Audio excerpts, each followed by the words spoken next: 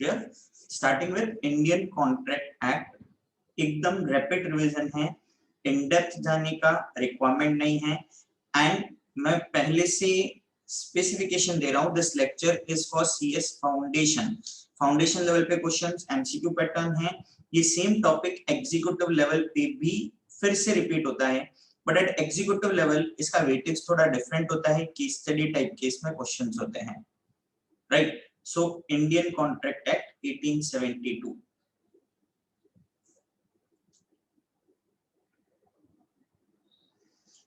सो मैं फोकस करूंगा बार बार कुछ वर्ड्स पे। देखो ऐसा एमसीक्यू हिट होगा, देखो ऐसा एमसीक्यू हिट होगा, वो सारी चीजें तुम लोग अच्छे से मार्क करते जाना, राइट। सो अब सबसे पहले कॉन्ट्रैक्ट है। स्टार्टिंग के जो पेजेस है ना, जो ये यहां से गिवन है, तुम फर्स्ट 10 पेजेस रीड करोगे ना, उसमें से तुम्हारे बहुत सारे एमसीक्यू हिट होंगे, क्योंकि एक शॉर्ट में एक फॉर्म गिवन है पूरा, मतलब कैसा इंडियन कॉन्ट्रैक्ट एक्ट है। तो सबसे पहले देखो एक टर्म गिवन है, राइट इन रैम। क्या होता है राइट इन रैम? मतलब right against the remaining world, सबके अगेंस्ट में राइट है।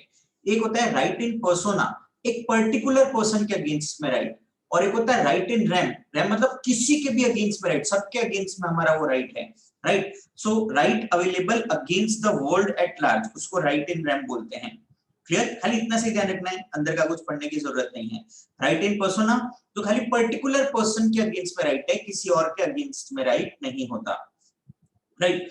तो अब जैसे सपोजिंग, मैं एग्जांपल के लिए समझाता हूं, हम किसी को प्रॉपर्टी रेंट पे देते हैं, लाइसेंस होता है लाइसेंस। तो लाइसेंस में बायर मतलब लेसर और लेसी के बीच में, सॉरी लाइसेंसर और लाइसेंसी के बीच में कुछ ऐसा एग्रीमेंट हुआ, ये एक राइट इन पर्सोना होता है, मतलब दोनों का एक दूसरे के अगेंस्ट में राइट है। बट समझो अगर लाइसेंसर वो प्रॉपर्टी किसी को सेल कर देता है, तो इन दैट केस वो जो राइट है, मतलब कि मेरे पास में जो घर है, क्या मैं उसको कंटिन्यू कर सकता है, मुझे छोड़ना पड़ेगा, ये सारा न्यू ओनर पे डिपेंड करता है। बट यही अगर प्रॉपर्टी लीज पे दिया हुआ होता, तो लीज राइट इन रैम होता है, चाहे ओनर किसी को भी सेल कर दे, बट अगर मेरा प्रॉपर्टी लीज पे लिया हुआ है तो कोई और मुझे उस प्रॉपर्टी से नहीं हटा सकता। मैंने लाइसेंस पे लिया तो कोई भी पर्सन आके मुझे हटा सकता है, बट लीज के अंदर मेरा right against all public at large. So ऐसे एक जनरल एग्जांपल होता है, तुमको खाली इतना सा टर्म ध्यान रखना है, बाकी कुछ नहीं देखना। राइट इन रैम, रैम मतलब रिमेनिंग वर्ड, सबके अगेंस्ट में राइट है। राइट इन पर्सोना, पर्सोना मतलब particular person, so particular person के अगेंस्ट में राइट है। नाउ जब भी कोई कॉन्ट्रैक्ट होता है तो पार्टीज के पास फ्रीडम होता है, वो जैसे चाहे अपने rights and liabilities, rights and obligations determine कर सकते हैं। देन हम एक बेसिक टर्म पढ़ते हैं, ऑल कॉन्ट्रैक्ट्स आर एग्रीमेंट। क्योंकि कॉन्ट्रैक्ट होता है क्या है, agreement which is legally enforceable. तो इसके लिए हम पूरा सीक्वेंस देखते थे। सबसे पहले क्या होता था, ऑफर, देन होता है acceptance, offer once accepted promise बन गया, एवरी प्रॉमिस और सेट ऑफ प्रॉमिस जो एक दूसरे का कंसीडरेशन है, उसको हम एग्रीमेंट बोलते हैं। And agreement which is legally enforceable, वो कॉन्ट्रैक्ट बन जाता है। So all contracts are agreement, but all agreements are not contracts. Example हमने देखा था, social agreement, domestic agreements, illegal agreements, ये सारे एग्रीमेंट है, बट वो कभी भी कॉन्ट्रैक्ट की कैटेगरी में नहीं आएंगे। क्लियर? देन ये एक्ट 1 सितंबर 1872 से आया, एंड उसके बाद अप्लाई होगा, उससे पहले वाले केसेस पे एप्लीकेबल नहीं होगा, राइट। सो अब एग्रीमेंट क्या है? सो एग्रीमेंट मतलब ये हम सीक्वेंस में देखते हैं। सबसे पहले क्या होता था, ऑफर। ऑफर का डेफिनेशन कैसे डिफाइन करते थे, when one person signifies to another his willingness to do or abstain from doing something with a view to obtaining the assent of that other person is said to have made a proposal. When the person to whom offer is made signifies his assent thereto, is said to have accepted the proposal. An offer once accepted becomes a promise, and every promise or set of promise forming consideration for each other becomes a agreement. So agreement के लिए दो essential चीजें हैं, plurality of person, दो लोग होने चाहिए, and consensus ad idem होना चाहिए, that is meeting of minds, thinking about the same thing in the same sense at the same time. Clear? So ये सारा हम कंसेप्ट देखते थे, ऑफर, प्रॉमिस, एक्सेप्टेंस। नाउ अगर वो एग्रीमेंट में कुछ लीगल ऑब्लिगेशन है, लीगली एनफोर्स करना है, तो ही वो कॉन्ट्रैक्ट की कैटेगरी में आता है। क्लियर? एग्रीमेंट एंड कॉन्ट्रैक्ट का बेसिक डिफरेंस है ये। देन उसके बाद में what are the essentials of valid contract, contract के एसेंशियल एलिमेंट्स क्या है? तो देखो कॉन्ट्रैक्ट है तो एग्रीमेंट होना ही चाहिए। सो हम ऐसा बोलेंगे मिनिमम 2 पार्टीज होनी चाहिए, प्लूरैलिटी ऑफ पर्सन, देन उनके बीच में कोई एग्रीमेंट होगा, उस एग्रीमेंट में इंटेंशन होना चाहिए टू क्रिएट लीगल रिलेशन, वो फ्री कंसेंट से होना चाहिए, meeting of mind same thing होगा, intention to create legal relation. तो देखो ये पहली 3 चीज जो है ना, ये फर्स्ट 3 चीज तो एग्रीमेंट के लिए जरूरी होता है, क्लियर। 2 पार्टीज कंसेंट होगा तो उनके बीच में एग्रीमेंट बन जाएगा, आप उस एग्रीमेंट में इंटेंशन है लीगल रिलेशनशिप क्रिएट करने का, तो इन सच अ सिनेरियो वो कॉन्ट्रैक्ट की कैटेगरी में आएगा। अब कॉन्ट्रैक्ट के लिए हम ऐसा बोलेंगे कॉन्ट्रेक्चुअल कैपेसिटी होना चाहिए, किसको बोलते हैं कॉन्ट्रेक्चुअल कैपेसिटी, तो हम ऐसा बोलेंगे पर्सन माइनर नहीं होना चाहिए, मेजर होना चाहिए, साउंड माइंड का होना चाहिए, and is not disqualified by court. Then contract में कंसीडरेशन इन्वॉल्वड है, कंसीडरेशन लॉफुल होना चाहिए, that is something in return, quid pro quo को बोलते हैं समथिंग इन रिटर्न। देन उसके बाद में कॉन्ट्रैक्ट में फ्री कंसेंट होना चाहिए, अगर मैं किसी को डरा धमका के कर रहा हूँ कोर्शन, देन उसके बाद में किसी को प्रेशराइज करके कॉन्ट्रैक्ट एंटर किया, उसका फ्री कंसेंट नहीं है बट उसे प्रेशराइज करके कर रहे हैं, अनड्यू इन्फ्लुएंस, हो सकता है कुछ फ्रॉड या मिसरिप्रेजेंटेशन में हुआ हो सकता है मिस्टेक में हुआ हो, बट ध्यान रखना है ये फ्री कंसेंट वाले केसेस में कॉन्ट्रैक्ट हमेशा क्या होता है वॉइडेबल, बाकी सब में क्या होगा वॉइड, फ्री कंसेंट वाले केस में क्या होता है वॉइडेबल। वॉइड और वॉइडेबल का डिफरेंस क्या हुआ, वॉइड मतलब हुआ ही नहीं है कॉन्ट्रैक्ट, एंड वॉइडेबल मतलब एग्रीड पार्टी के पास ऑप्शन है वो कंटिन्यू भी कर सकता है या मना भी कर सकता है। नाउ यहाँ पे एक एक्सेप्शन ध्यान रखना है कि वो मिस्टेक के अंदर अगर वो बाइलेटरल मिस्टेक ऑफ फैक्ट है, दोनों पार्टीज का मिस्टेक ऑफ फैक्ट है सॉरी दोनों पार्टीज का ही अगर मिस्टेक ऑफ फैक्ट है, तो इन सच अ सिनेरियो हम ऐसा बोलेंगे दोनों का मीटिंग ऑफ माइंड ही नहीं हुआ तो वो वॉइड हो जाता है, बाइलेटरल मिस्टेक ऑफ फैक्ट के केस में वॉइड हो जाता है। देन उसके बाद कॉन्ट्रैक्ट में लॉफुल ऑब्जेक्ट लॉफुल कंसीडरेशन होना जरूरी है, अगर लॉफुल ऑब्जेक्ट लॉफुल कंसीडरेशन नहीं है तो वॉइड हो जाएगा। तो हम किसको बोलेंगे लॉफुल ऑब्जेक्ट, लॉफुल ऑब्जेक्ट क्या होता है, तो an object which is forbidden by law, fraudulent in nature, impossible to perform, causing injury or harm to person or property of another, immoral or opposed to public policy, ये सारे cases के अंदर हम ऐसा बोलेंगे ये अनलॉफुल ऑब्जेक्ट है, तो इनमें से कोई पॉइंट आया तो वो अनलॉफुल ऑब्जेक्ट है, अदरवाइज हम ऑब्जेक्ट को हमेशा लॉफुल मानते हैं। देन उसके बाद agreements are not declared void, वो वॉइड नहीं होना चाहिए, तो हम कुछ ऐसे देखते थे वेजरिंग एग्रीमेंट, मतलब जैसे वो सट्टा लगाते थे स्पेकुलेशन, आज बारिश होगी नहीं होगी, आज इंडिया मैच जीतेगा नहीं जीतेगा, तो वो वेजरिंग एग्रीमेंट होते हैं, वो सारे वॉइड होते हैं। Then agreement in restraint of trade marriage, ये सारे एग्रीमेंट्स वॉइड है। देन सर्टेनिटी होना चाहिए, मतलब कॉन्ट्रैक्ट में जब भी ऑफर एक्सेप्टेंस होता है सर्टेन होना चाहिए, इट मस्ट नॉट बी वेग। देन पॉसिबिलिटी होना चाहिए परफॉर्म का, अगर इम्पॉसिबल है तो स्टार्टिंग से वॉइड हो जाएगा। एंड वहां पे लीगल फॉर्मेलिटीज होनी चाहिए, यानी इन अदर वर्ड प्रॉपर तरीके से कॉन्ट्रैक्ट एंटर करोगे, नहीं तो हम लीगल एक्शन ले सकते हैं। अगेन आई एम सेइंग अगर ये पहले वाले पेजेस रिवाइज करोगे पूरे कॉन्ट्रैक्ट का क्रैश रिवीजन हो जाएगा, ज्यादा करके एमसीक्यूज तुमको यहीं से मिल जाएंगे। Basically 4 to 5 MCQs are expected from this particular chapter, maximum से मैक्सिमम में, तो अगर ये कांसेप्ट्स ध्यान है तुम तो वो एमसीक्यूज कर पाओगे, बहुत इजी वाले एमसीक्यूज रहते हैं, टॉपिक बड़ा है बट एमसीक्यू यहाँ पे बहुत ही बेसिक लेवल के हैं।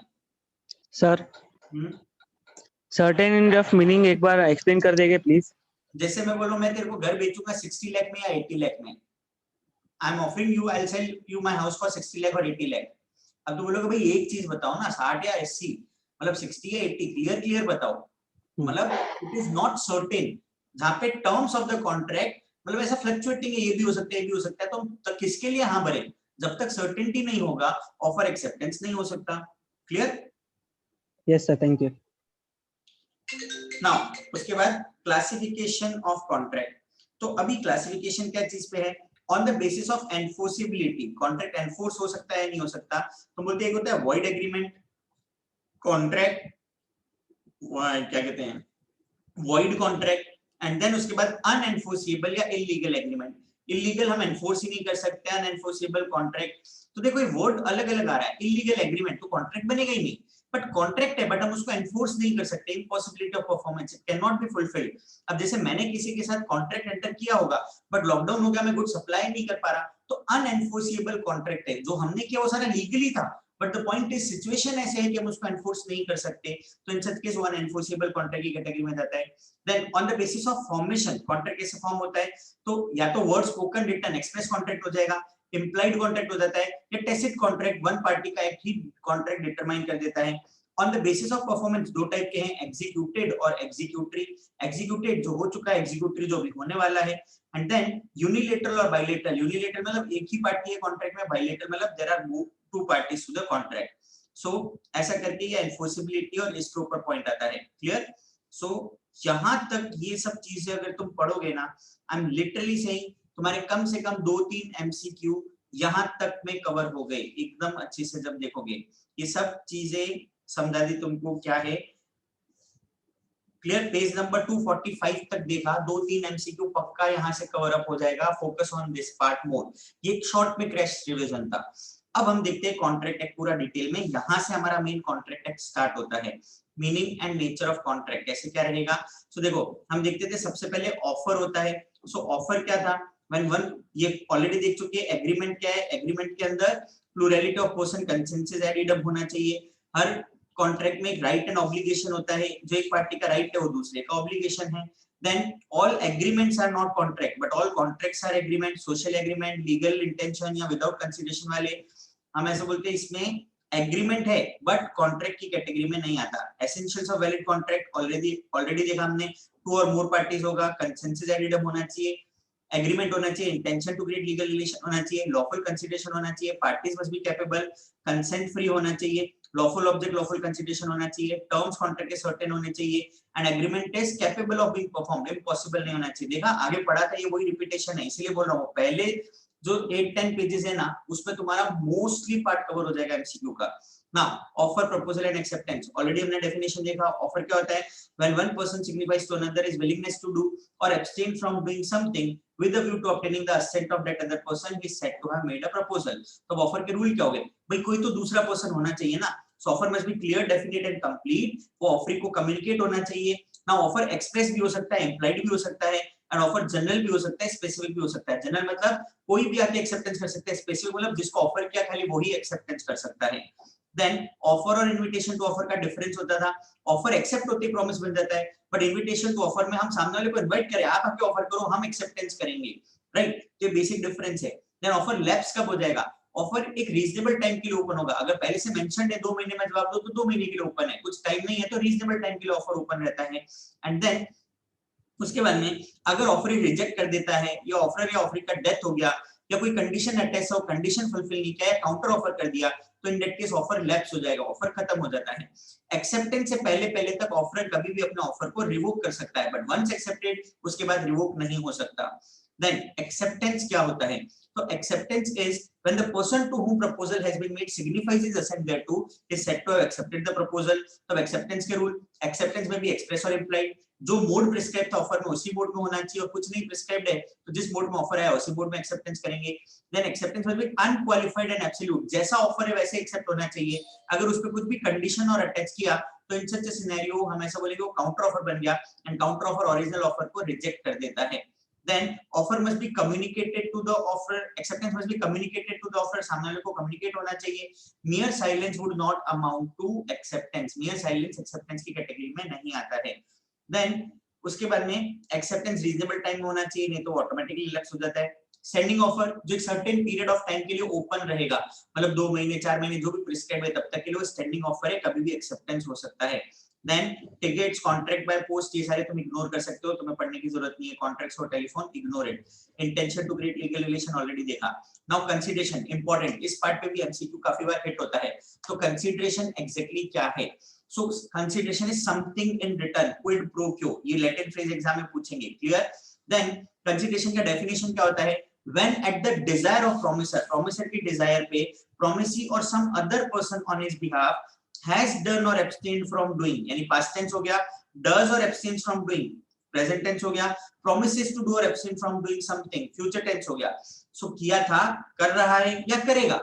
तो when at the desire of promisor, promisee or some other person on his behalf has done or abstained from doing, does or abstain from doing, promises to do or abstain from doing something, such act or abstinence is said to be consideration for the promise।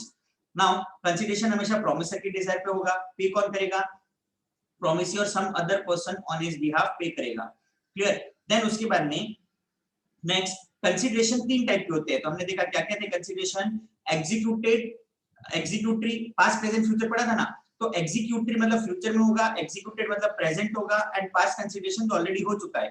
Past consideration English law में valid नहीं है but अपने India में valid है। Then rules governing consideration क्या है? Sir हाँ privity of contract. बताऊंगा ना, पहले कंसीडरेशन पढ़ रहे हैं ना, क्लास में नहीं था आपका ध्यान में कैसे सीक्वेंस में पढ़ते ओके सर।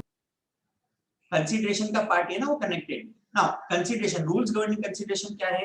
तो every contract must be supported by some valid consideration. हर कॉन्ट्रैक्ट में कंसीडरेशन होना जरूरी है, अगर कंसीडरेशन नहीं होगा तो कॉन्ट्रैक्ट वॉइड होता है। बट इसके सर्टेन एक्सेप्शंस है।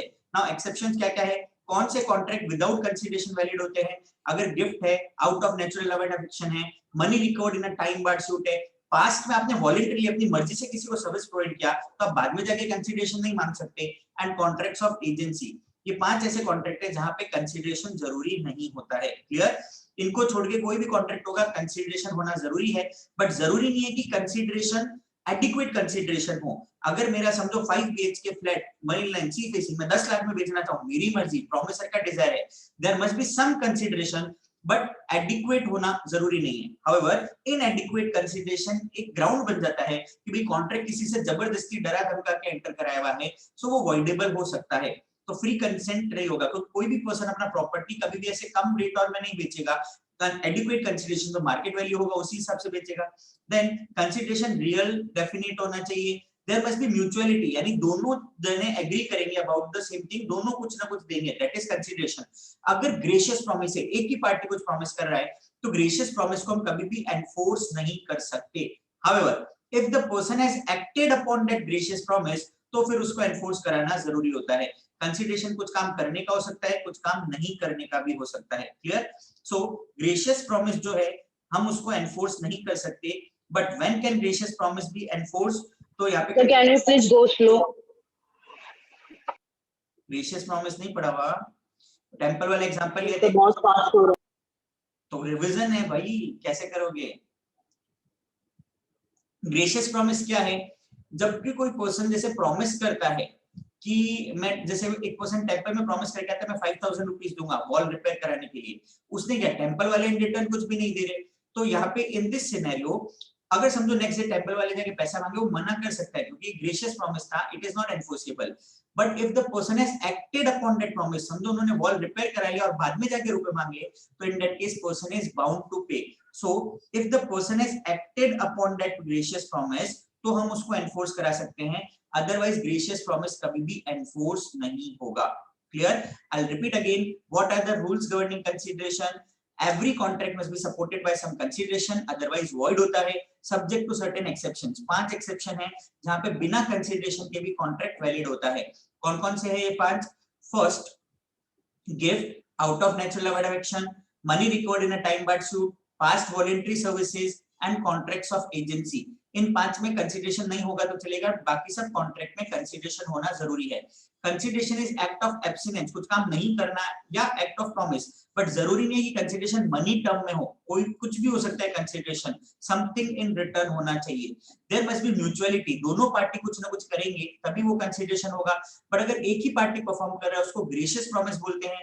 Gracious promise can not be enforced, but if the person has acted upon that gracious promise, तो हम gracious promise को भी enforce करा सकते हैं।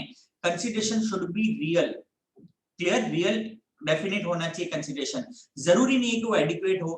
consideration lawful होना जरूरी है, and it should be something more than what promisee is already bound to do। यानी अगर हमारा एक contract consideration already decided है, कुछ भी उसमें addition होता है, तो addition part के लिए भी consideration होना जरूरी है, नहीं तो additional part void होगा। ये कंसीडरेशन से रिलेटेड रूल्स थे सारे, समझा सबको? जल्दी रिप्लाई, कंसीडरेशन समझ में आया क्या? Yes sir. कौन था ये स्लो वाला? नहीं पढ़े हुए क्या ये सब चीजें? जल्दी बताओ फटाफट, नहीं आया तो मेरे को मतलब सोचना पड़ेगा वैसा। याद आया क्या सारे पढ़ा हुआ?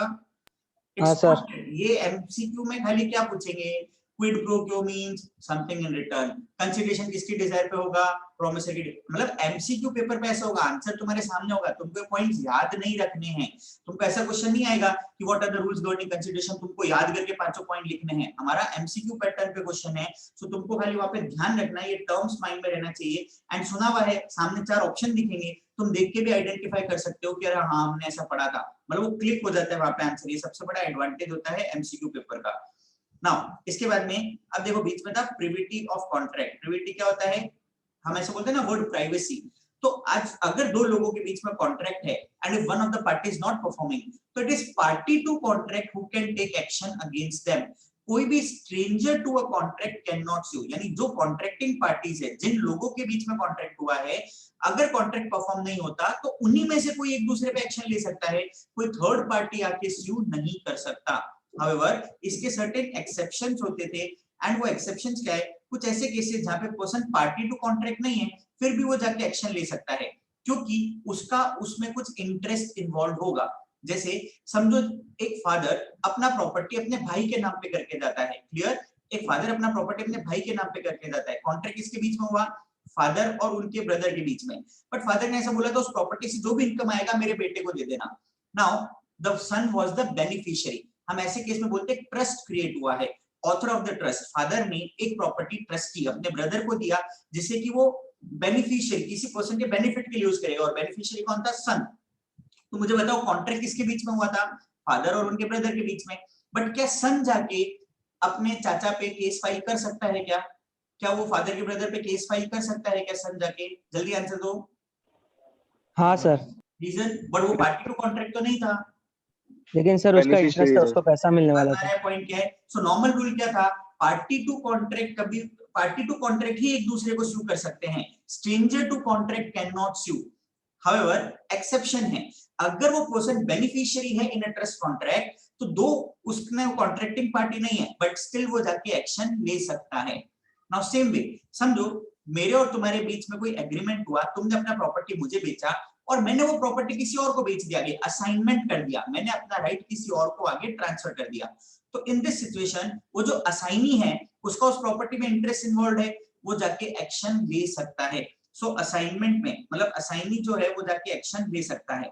Then in case of family arrangement, settlement जब भी होते हैं, जैसे हस्बैंड वाइफ का डाइवोर्स और होता है, तो वो वुमेन के बिहाफ पे उसके फैमिली मेंबर्स जाके स्यू कर सकते हैं। देन जहां पे भी एक्नॉलेजमेंट ऑफ लायबिलिटी है, एक्नॉलेजमेंट ऑफ लायबिलिटी मतलब क्या होता है, सपोजिंग कॉन्ट्रैक्ट हुआ था मेरे और तुम्हारे बीच में कि मुझे तुम्हें 5,000 रुपए पे करना था, बट मैंने बोला कि तुम जाके मिस्टर एक्स से 5,000 ले लेना, मुझे उससे लेना बाकी है, और मिस्टर एक्स ने एक्नॉलेजमेंट दिया, यस आई विल पे 5,000। तो क्या तुम जाके मिस्टर एक्स पे एक्शन ले सकते हो, केस फाइल कर सकते हो? तुम्हारे और मिस्टर एक्स के बीच में कोई कॉन्ट्रैक्ट नहीं हुआ, वो तो स्ट्रेंजर है, बट स्टिल तुम जाके उसके ऊपर एक्शन ले सकते हो। रीजन क्या है इसके पीछे, what is the reason behind that? क्योंकि उसने एक्नॉलेजमेंट दिया था खुद ने कि उससे अमाउंट रिकवर कर सकते हैं।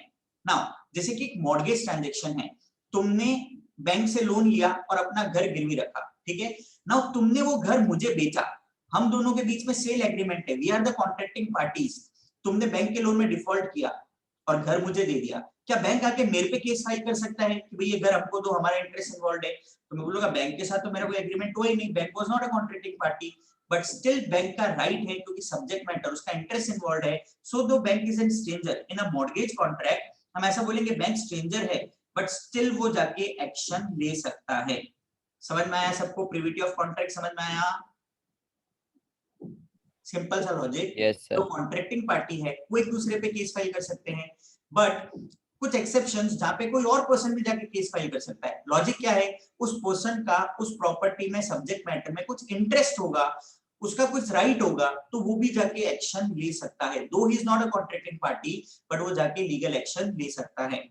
समझ में आया?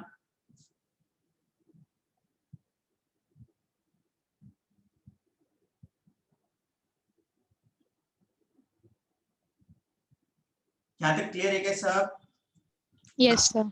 उसके बाद है नेक्स्ट फ्लॉज इन कॉन्ट्रैक्ट। फ्लॉज मतलब कमी, कॉन्ट्रैक्ट में कुछ चीज मिसिंग। तो अगर कॉन्ट्रैक्ट में कुछ चीज मिसिंग होगा तो या तो वॉइड हो जाएगा या वॉइडेबल हो जाएगा। सो एक मिनट,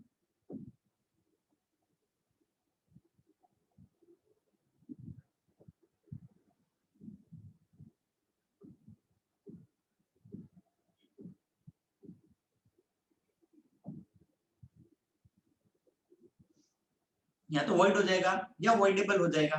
क्लियर? देन ये सारे टर्म्स देखो आगे आए थे, implied contract, tacit contract, illegal agreement, जो पहले वाले स्टार्टिंग में बताए थे ना, ये वही सारे पॉइंट्स यहाँ पे रिपीटेशन है, वहां से करोगे जल्दी होगा सारा पार्ट। नाउ कॉन्ट्रैक्ट में हम ऐसे बोलते हैं ना, parties must be competent to contract. So when do we say a person is not capable of entering into contract? अगर वो पर्सन माइनर है, अनसाउंड माइंड का है और he is disqualified by court, तो such a person can not enter into contract. Minor कौन होता है? जिसका 18 इयर्स ऑफ एज अचीव नहीं हुआ। बट अगर कोर्ट ने गार्डियन अपॉइंट किया है तो age of majority is 21 years. Minor can always plead minority, यानी अगर एक पर्सन ने खुद को मेजर बता के कॉन्ट्रैक्ट एंटर किया तो देन ऑल्सो वो बाद में जाके अपना माइनॉरिटी क्लेम कर सकता है। लॉजिक क्या था बिहाइंड दिस पर्टिकुलर थिंग कि भाई छोटे बच्चे को पता नहीं होता, वो एक चॉकलेट के लिए अपना घर बेच के आ जाएगा, समझ में आया ना point? So he is not capable, उसको वो समझ नहीं है। So that is the reason minor के साथ जो भी कॉन्ट्रैक्ट होता है वो वॉइड एब इनिश होता है, फ्रॉम द बिगिनिंग वॉइड है। माइनर के जो भी कॉन्ट्रैक्ट्स होते हैं उसके गार्डियन एंटर करेंगे, उसका जो नेक्स्ट फ्रेंड है वो एंटर करता है। बट एक कॉन्ट्रैक्ट वैलिड होता है अगर हम माइनर को नेसेसरीज ऑफ लाइफ सप्लाई कर रहे हैं, फूड, वाटर, ये सब necessaries of life, clothing, shelter, ये सब प्रोवाइड कर रहे हैं, तो such a contract is a valid contract. हम इसे क्वाजी कॉन्ट्रैक्ट मानते हैं, डीम्ड कॉन्ट्रैक्ट है। एंड इन दिस सिनेरियो हम माइनर की प्रॉपर्टी में से रिकवर कर सकते हैं वो चीज। Clear? Now next, person of unsound mind या लुनेटिक। लुनेटिक पर्सन कौन होता है? जो कभी कभी साउंड माइंड का होता है, कभी कभी अनसाउंड माइंड का होता है। तो ड्यूरिंग साउंडनेस ऑफ माइंड वो जो भी कॉन्ट्रैक्ट एंटर करेगा वो सारे वैलिड होंगे, बट अनसाउंडनेस ऑफ माइंड के टाइम पे जो भी होगा वो सारे कॉन्ट्रैक्ट्स वॉइड हो जाएंगे। सो contracts with lunatic also is void ab initio. हम अनसाउंड माइंड वाले पर्सन के साथ में कॉन्ट्रैक्ट एंटर नहीं कर सकते। किसको बोलेंगे unsound mind? Who is not capable of understanding the terms and conditions. So normally दूसरे एक्ट में ऐसा होता है, अनसाउंड माइंड कौन होगा? जिसको कोर्ट ने डिक्लेयर किया है अनसाउंड माइंड का। But in contract act condition क्या है? जैसे एक पर्सन बहुत ही इंटॉक्सिकेटेड है, क्लियर, बहुत ही नशे में है, एंड उसके साथ में हम कोई कॉन्ट्रैक्ट एंटर करते हैं तो वो भी क्या हो जाता है, यहाँ पे कॉन्ट्रैक्ट के अंदर हम ऐसा बोलेंगे कि वो इनवैलिड है, because at that point of time the person was incapable of understanding the terms and conditions. तो इन दैट केस वो अनसाउंड माइंड की कैटेगरी में ही आता है। Then person disqualified by court, किसको बोलते हैं? कौन कौन पर्सन डिस्क्वालिफाइड है? तो एलियन एनिमीज। देखो सबसे लाइव एग्जांपल, जैसे हमने सारे चाइनीज ऐप को, उनकी सब बिजनेस को इंडिया में बंद कर दिया, रीजन एलियन एनिमी, बॉर्डर पे हमारे साथ में वॉर कर रहे हैं, जो हमसे ऐसा वॉर करेगा, लड़ाई करेगा, हम उसके प्रोडक्ट्स को यहाँ पे थोड़ी चलने देंगे। तो एलियन एनिमी के साथ जो भी कॉन्ट्रैक्ट्स होता है उसको वॉइड डिक्लेयर कर देते हैं। देन उसके बाद में जो भी फॉरेन सोवर्नर्स एम्बेसडर्स है, फॉरेन सोवर्नर्स एम्बेसडर, तो इन दैट सिनेरियो उनके साथ में जो भी कॉन्ट्रैक्ट्स, उनको एक डिप्लोमेटिक इम्यूनिटी मिलता है, हम उनके ऊपर कोई भी लीगल एक्शन नहीं ले सकते। सो दैट्स व्हाई उनके साथ में जो कॉन्ट्रैक्ट होता है वॉइड हो जाता है। देन उसके बाद में हम जैसे देखते हैं कॉर्पोरेशन है या मैरिड वुमेन के साथ में कोई भी कॉन्ट्रैक्ट होता है, या प्रोफेशनल पर्सन अपनी फीस के लिए कुछ भी ऐसा लीगल एक्शन नहीं ले सकते। These are person disqualified by court to enter into contract. Clear? खाली हेडिंग ध्यान रखना है, तुमको अंदर का कुछ भी नहीं आएगा। तुमको पूछेंगे which of the following cases the person is disqualified by court from entering into contract, बस ऐसे हेडिंग ध्यान रखना है, इन डेप्थ अंदर का देखने की रिक्वायरमेंट है ही नहीं। देन कॉन्ट्रैक्ट हमेशा फ्री कंसेंट से होना चाहिए। फ्री कंसेंट मतलब पर्सन अपनी मर्जी से कॉन्ट्रैक्ट एंटर करेगा। So when do we say the contract is not with free consent? Contract में कोर्शन यूज हुआ। कोर्शन किसको बोलते हैं? डूइंग एनी एक्ट, किसी को डराना धमकाना, doing any act or threatening to do any act which is punishable under Indian penal code. Sign कर नहीं तो तेरे भाई को किडनैप कर लूंगा, साइन कर नहीं तो तेरे घर पे किसी का मर्डर कर दूंगा। This is threatening to do any act which is punishable under Indian penal code. तो हम ऐसा बोलेंगे कि वो कोर्शन यूज हुआ, एंड कोर्शन के केस में कॉन्ट्रैक्ट वॉइड होता है। देन उसके बाद अनड्यू इन्फ्लुएंस। अनड्यू इन्फ्लुएंस क्या होता है? जब भी कोई एक पर्सन दूसरे की फ्री विल को डोमिनेट कर सकता है एंड हम वो प्रेशराइज करके उसको कॉन्ट्रैक्ट एंटर कराते हैं जो उसके लिए बेनिफिशियल नहीं है, तो इन दैट केस हम बोलेंगे कॉन्ट्रैक्ट में अनड्यू इन्फ्लुएंस यूज हुआ है। जैसे एक सन अपना प्रॉपर्टी नहीं बेचना चाहता था, मैंने उसके फादर से उसको प्रेशराइज कराया क्योंकि मुझे पता था वो फादर की बात को मना नहीं करेगा। तो देखो यहाँ पे अगर फादर ने वो कॉन्ट्रैक्ट एंटर कराया जो सन के लिए बेनिफिशियल है तो फिर यहाँ पे कुछ एक्शन नहीं होगा। बट अगर सन को वहां पे कुछ नुकसान हो रहा है then he can avoid the contract, ये कॉन्ट्रैक्ट वॉइडेबल होगा। क्लियर? कोर्शन अगर होता है कॉन्ट्रैक्ट वॉइडेबल है at the option of aggrieved party. Undue influence अगर हुआ तो in that case contract is voidable at the option of aggrieved party. Free consent वाले केस में ध्यान रखना है कॉन्ट्रैक्ट हमेशा वॉइडेबल होता है। वॉइडेबल का मतलब क्या है? एग्रीव्ड पार्टी के पास ऑप्शन है, जिसके साथ गलत हुआ ना उसके पास ऑप्शन है, वो चाहे तो कंटिन्यू भी कर सकता है, चाहे तो अवॉइड भी कर सकता है कॉन्ट्रैक्ट को। बट वॉइड मतलब हम कंटिन्यू ही नहीं कर सकते। तो जो भी हमने पढ़ा था minor, unsound mind, disqualified by court, उन केसेस में वॉइड है। Coercion, undue influence, fraud, misrepresentation, इन सब केसेस के अंदर वॉइडेबल है। देन उसके बाद में अनड्यू इन्फ्लुएंस हमने देखा। देन नेक्स्ट है फ्रॉड क्या होता है और मिसरिप्रेजेंटेशन क्या होता है। So fraud is entering into contract with the intention of not performing और making someone believe a statement to be true knowing that it is false. यानी फ्रॉड हमेशा इंटेंशनल होता है, पर्सन जानबूझ के ऐसा कॉन्ट्रैक्ट एंटर करता है जो परफॉर्म नहीं करने वाला, या किसी को कोई झूठ चीज बता के डिसीट करके धोखा दे दिया किसी को, तो वो फ्रॉड की कैटेगरी में आता है। Whereas मिसरिप्रेजेंटेशन में क्या होता है? पर्सन खुद उस स्टेटमेंट को सही मानता है, उसको खुद को नहीं पता था कि ऐसा कुछ रॉन्गफुल एक्ट है, तो इस केस में हम मिसरिप्रेजेंटेशन बोलते हैं। मिसरिप्रेजेंटेशन के अंदर हम कॉन्ट्रैक्ट को अवॉइड कर सकते हैं एंड जो भी पैसा पे किया है वो पैसा वापस रिकवर कर सकते हैं। बट अगर फ्रॉड है तो हम पैसा तो लेंगे ही, साथ में कंपेंसेशन या डैमेजेस भी ले सकते हैं। Fraud is a crime, punishable offence, but misrepresentation punishable नहीं होता है। मिसरिप्रेजेंटेशन में खाली कॉन्ट्रैक्ट वैल्यू वापस ले सकते हो, डैमेजेस कंपेंसेशन नहीं ले सकते। फ्रॉड के अंदर contract value as well as damages and compensation भी वापस ले सकते हैं। देन उसके बाद में बीच में यहाँ पे टर्म आता है transaction with further nation woman, void होता है, not so relevant for exam. Then contracts उबरी में फिदा है, किसको बोलते हैं?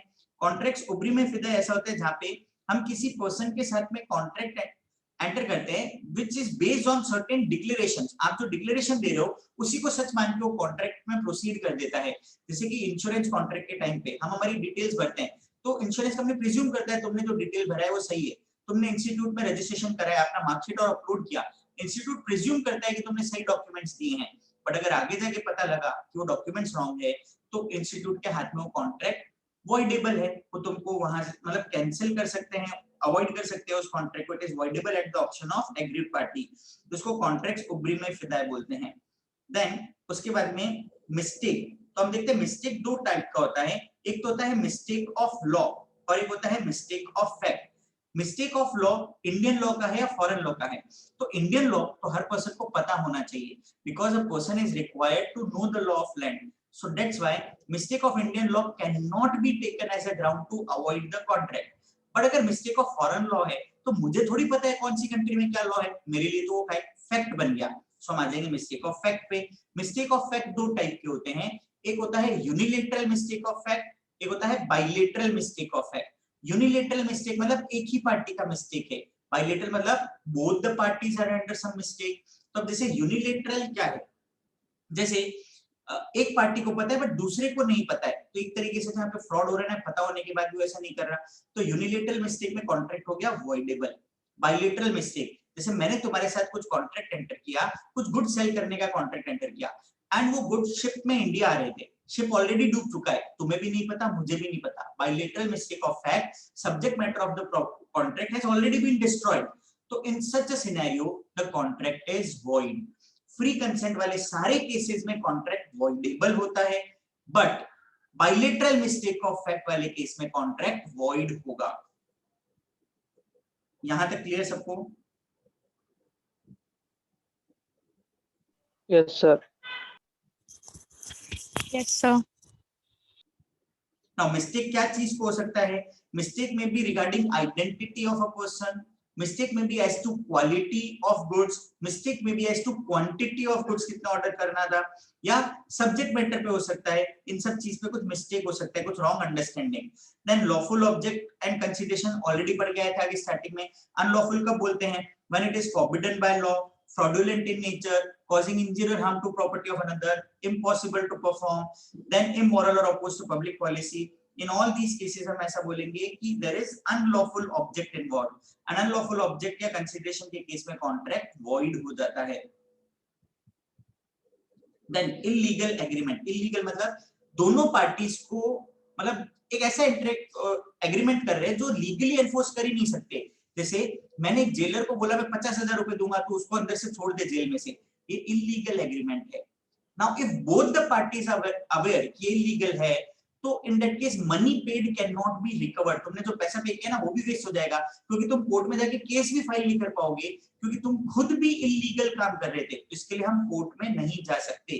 जैसे दो लोग समझो स्मगलिंग का बिजनेस कर रहे हैं, वन ऑफ द पार्टी ने पेमेंट कर दिया बट सामने वाले ने गुड्स नहीं दिए, तो हम कोर्ट में जाके एक्शन ही नहीं ले सकते। मैं कोर्ट में जाके ऐसा थोड़ी बोलूंगा मैं स्मगलिंग कर रहा था, पहले मुझे ही पकड़ के अंदर कर देंगे ना। सो देयरफॉर इलीगल एग्रीमेंट्स में हम क्या चीजें देखते हैं, तो ध्यान से देखो, यहाँ पे 2-3 फ्रेज है जो तुमको ध्यान रखना है। इलीगल एग्रीमेंट एंटायरली वॉइड होता है। ये देखो, एक्स टर्पी कॉज नॉन ऑर्टेड एक्शन, एक्शन से ध्यान रखो।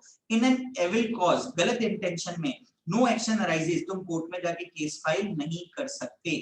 क्लियर? तुमने जो पैसा पे किया है वो भी भूल जाओ, क्योंकि कोर्ट में तो जा ही नहीं सकते। सो इन केसेस ऑफ इक्वल गिल्ट, जहां पे दोनों पार्टीज इक्वली गिल्टी है, money paid cannot be recovered. More powerful is the condition of defendant. Pari delicto इस टर्म को बोलते हैं, pari delicto, both the parties are equally guilty. Now, जहां contract में दो पार्ट है, एक लीगल एक इलीगल, अगर सेपरेट कर पा रहे हो तो लीगल पार्ट एनफोर्स होगा, इलीगल वॉइड हो जाएगा। और अगर सेपरेट नहीं कर पा रहे तो पूरे एग्रीमेंट को ही इलीगल मान लेते हैं, राइट? अगर एक कॉन्ट्रैक्ट के साथ कनेक्टेड दूसरे कॉन्ट्रैक्ट्स है और कॉन्ट्रैक्ट ही वॉइड हो गया, इलीगल हो गया, तो जितने भी कोलेटरल कॉन्ट्रैक्ट्स है वो भी सारे इलीगल हो जाएंगे। क्लियर? रिपीट, इलीगल एग्रीमेंट है तो उसके साथ जितने भी कोलेटरल एग्रीमेंट है जो उसके सपोर्ट में बने हैं, they are also tainted with illegality.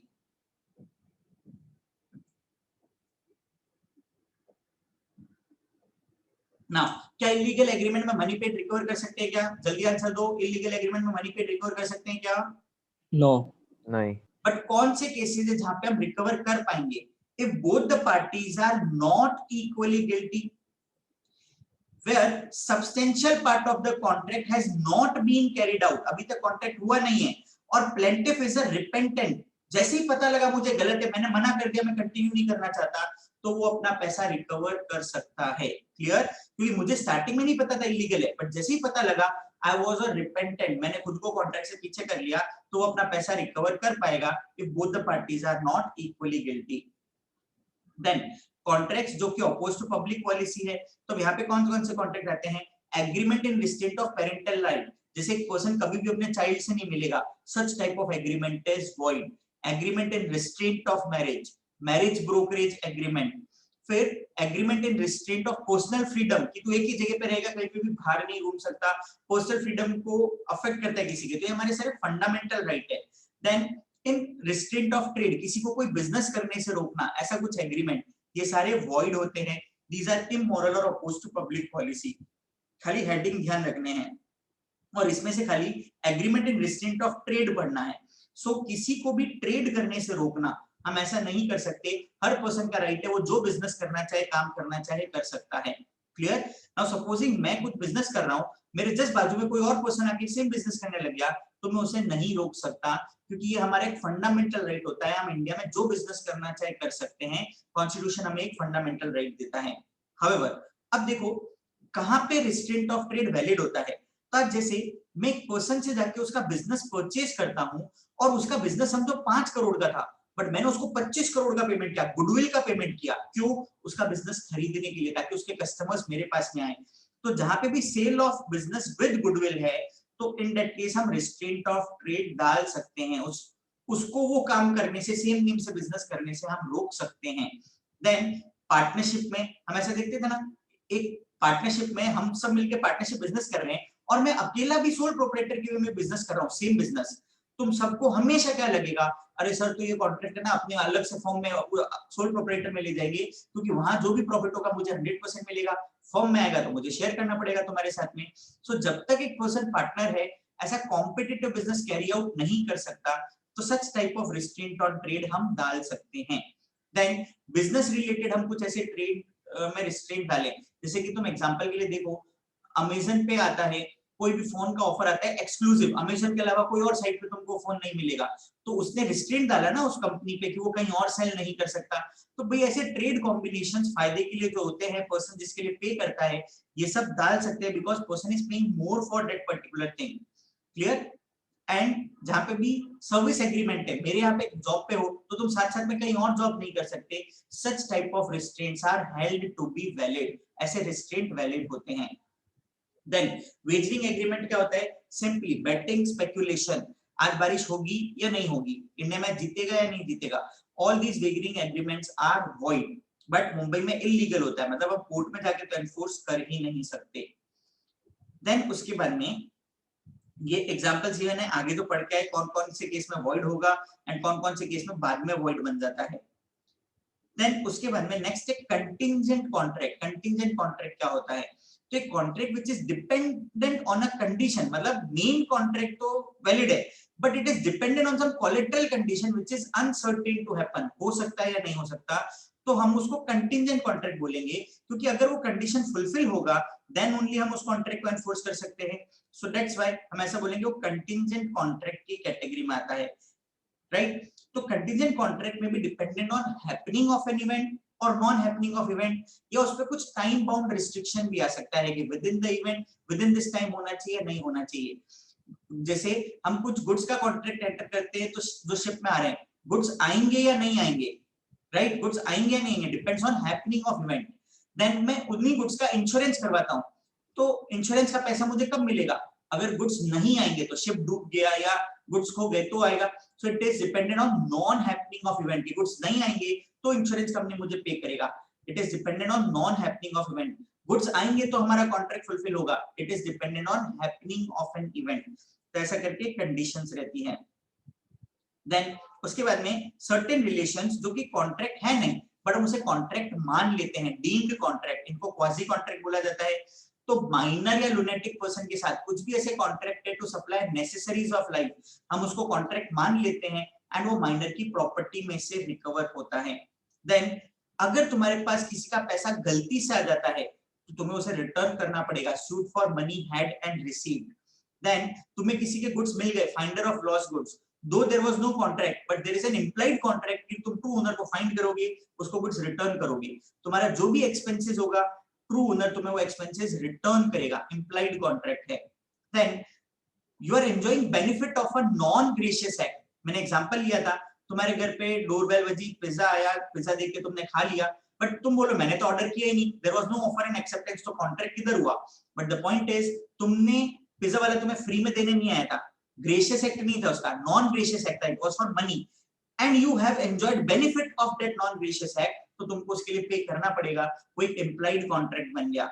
Then उसके बाद में लायबिलिटी ऑफ मनी, ये वाला पॉइंट यहाँ पे मैंने तुमको बताया था, एक अलग टर्म आना चाहिए जिसको हम क्या बोलते हैं? Quantum Marriott. क्वांटम मैरियट क्या था? जितना पार्ट ऑफ कॉन्ट्रैक्ट हो चुका है उतने पार्ट के लिए तुमको पे करना पड़ेगा, as much as work is done उसके लिए तुमको पे करना पड़ेगा।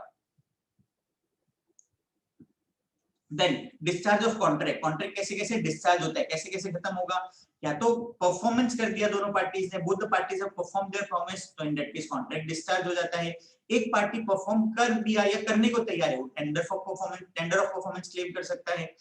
कॉन्ट्रैक्ट म्यूचुअल एग्रीमेंट से डिटरमाइन खत्म हो सकता है, या तो हम पहले एग्रीमेंट को छोड़ के नया एग्रीमेंट कर ले, नोवेशन, एग्जिस्टिंग एग्रीमेंट में कुछ चेंजेस कर दे, ऑल्टरेशन, एग्जिस्टिंग एग्रीमेंट को कैंसिल कर दे, रिसिशन, उसमें कुछ पार्ट वेव कर दे, वेवर, या रेमिशन, कुछ अमाउंट जैसे रिलीज कर दिया। तो इन ऑल दिस सिनेरियो हम ऐसा बोलेंगे म्यूचुअल कंसेंट से एग्रीमेंट, म्यूचुअल कंसेंट से एग्रीमेंट डिटरमाइन हो गया, खत्म हो गया।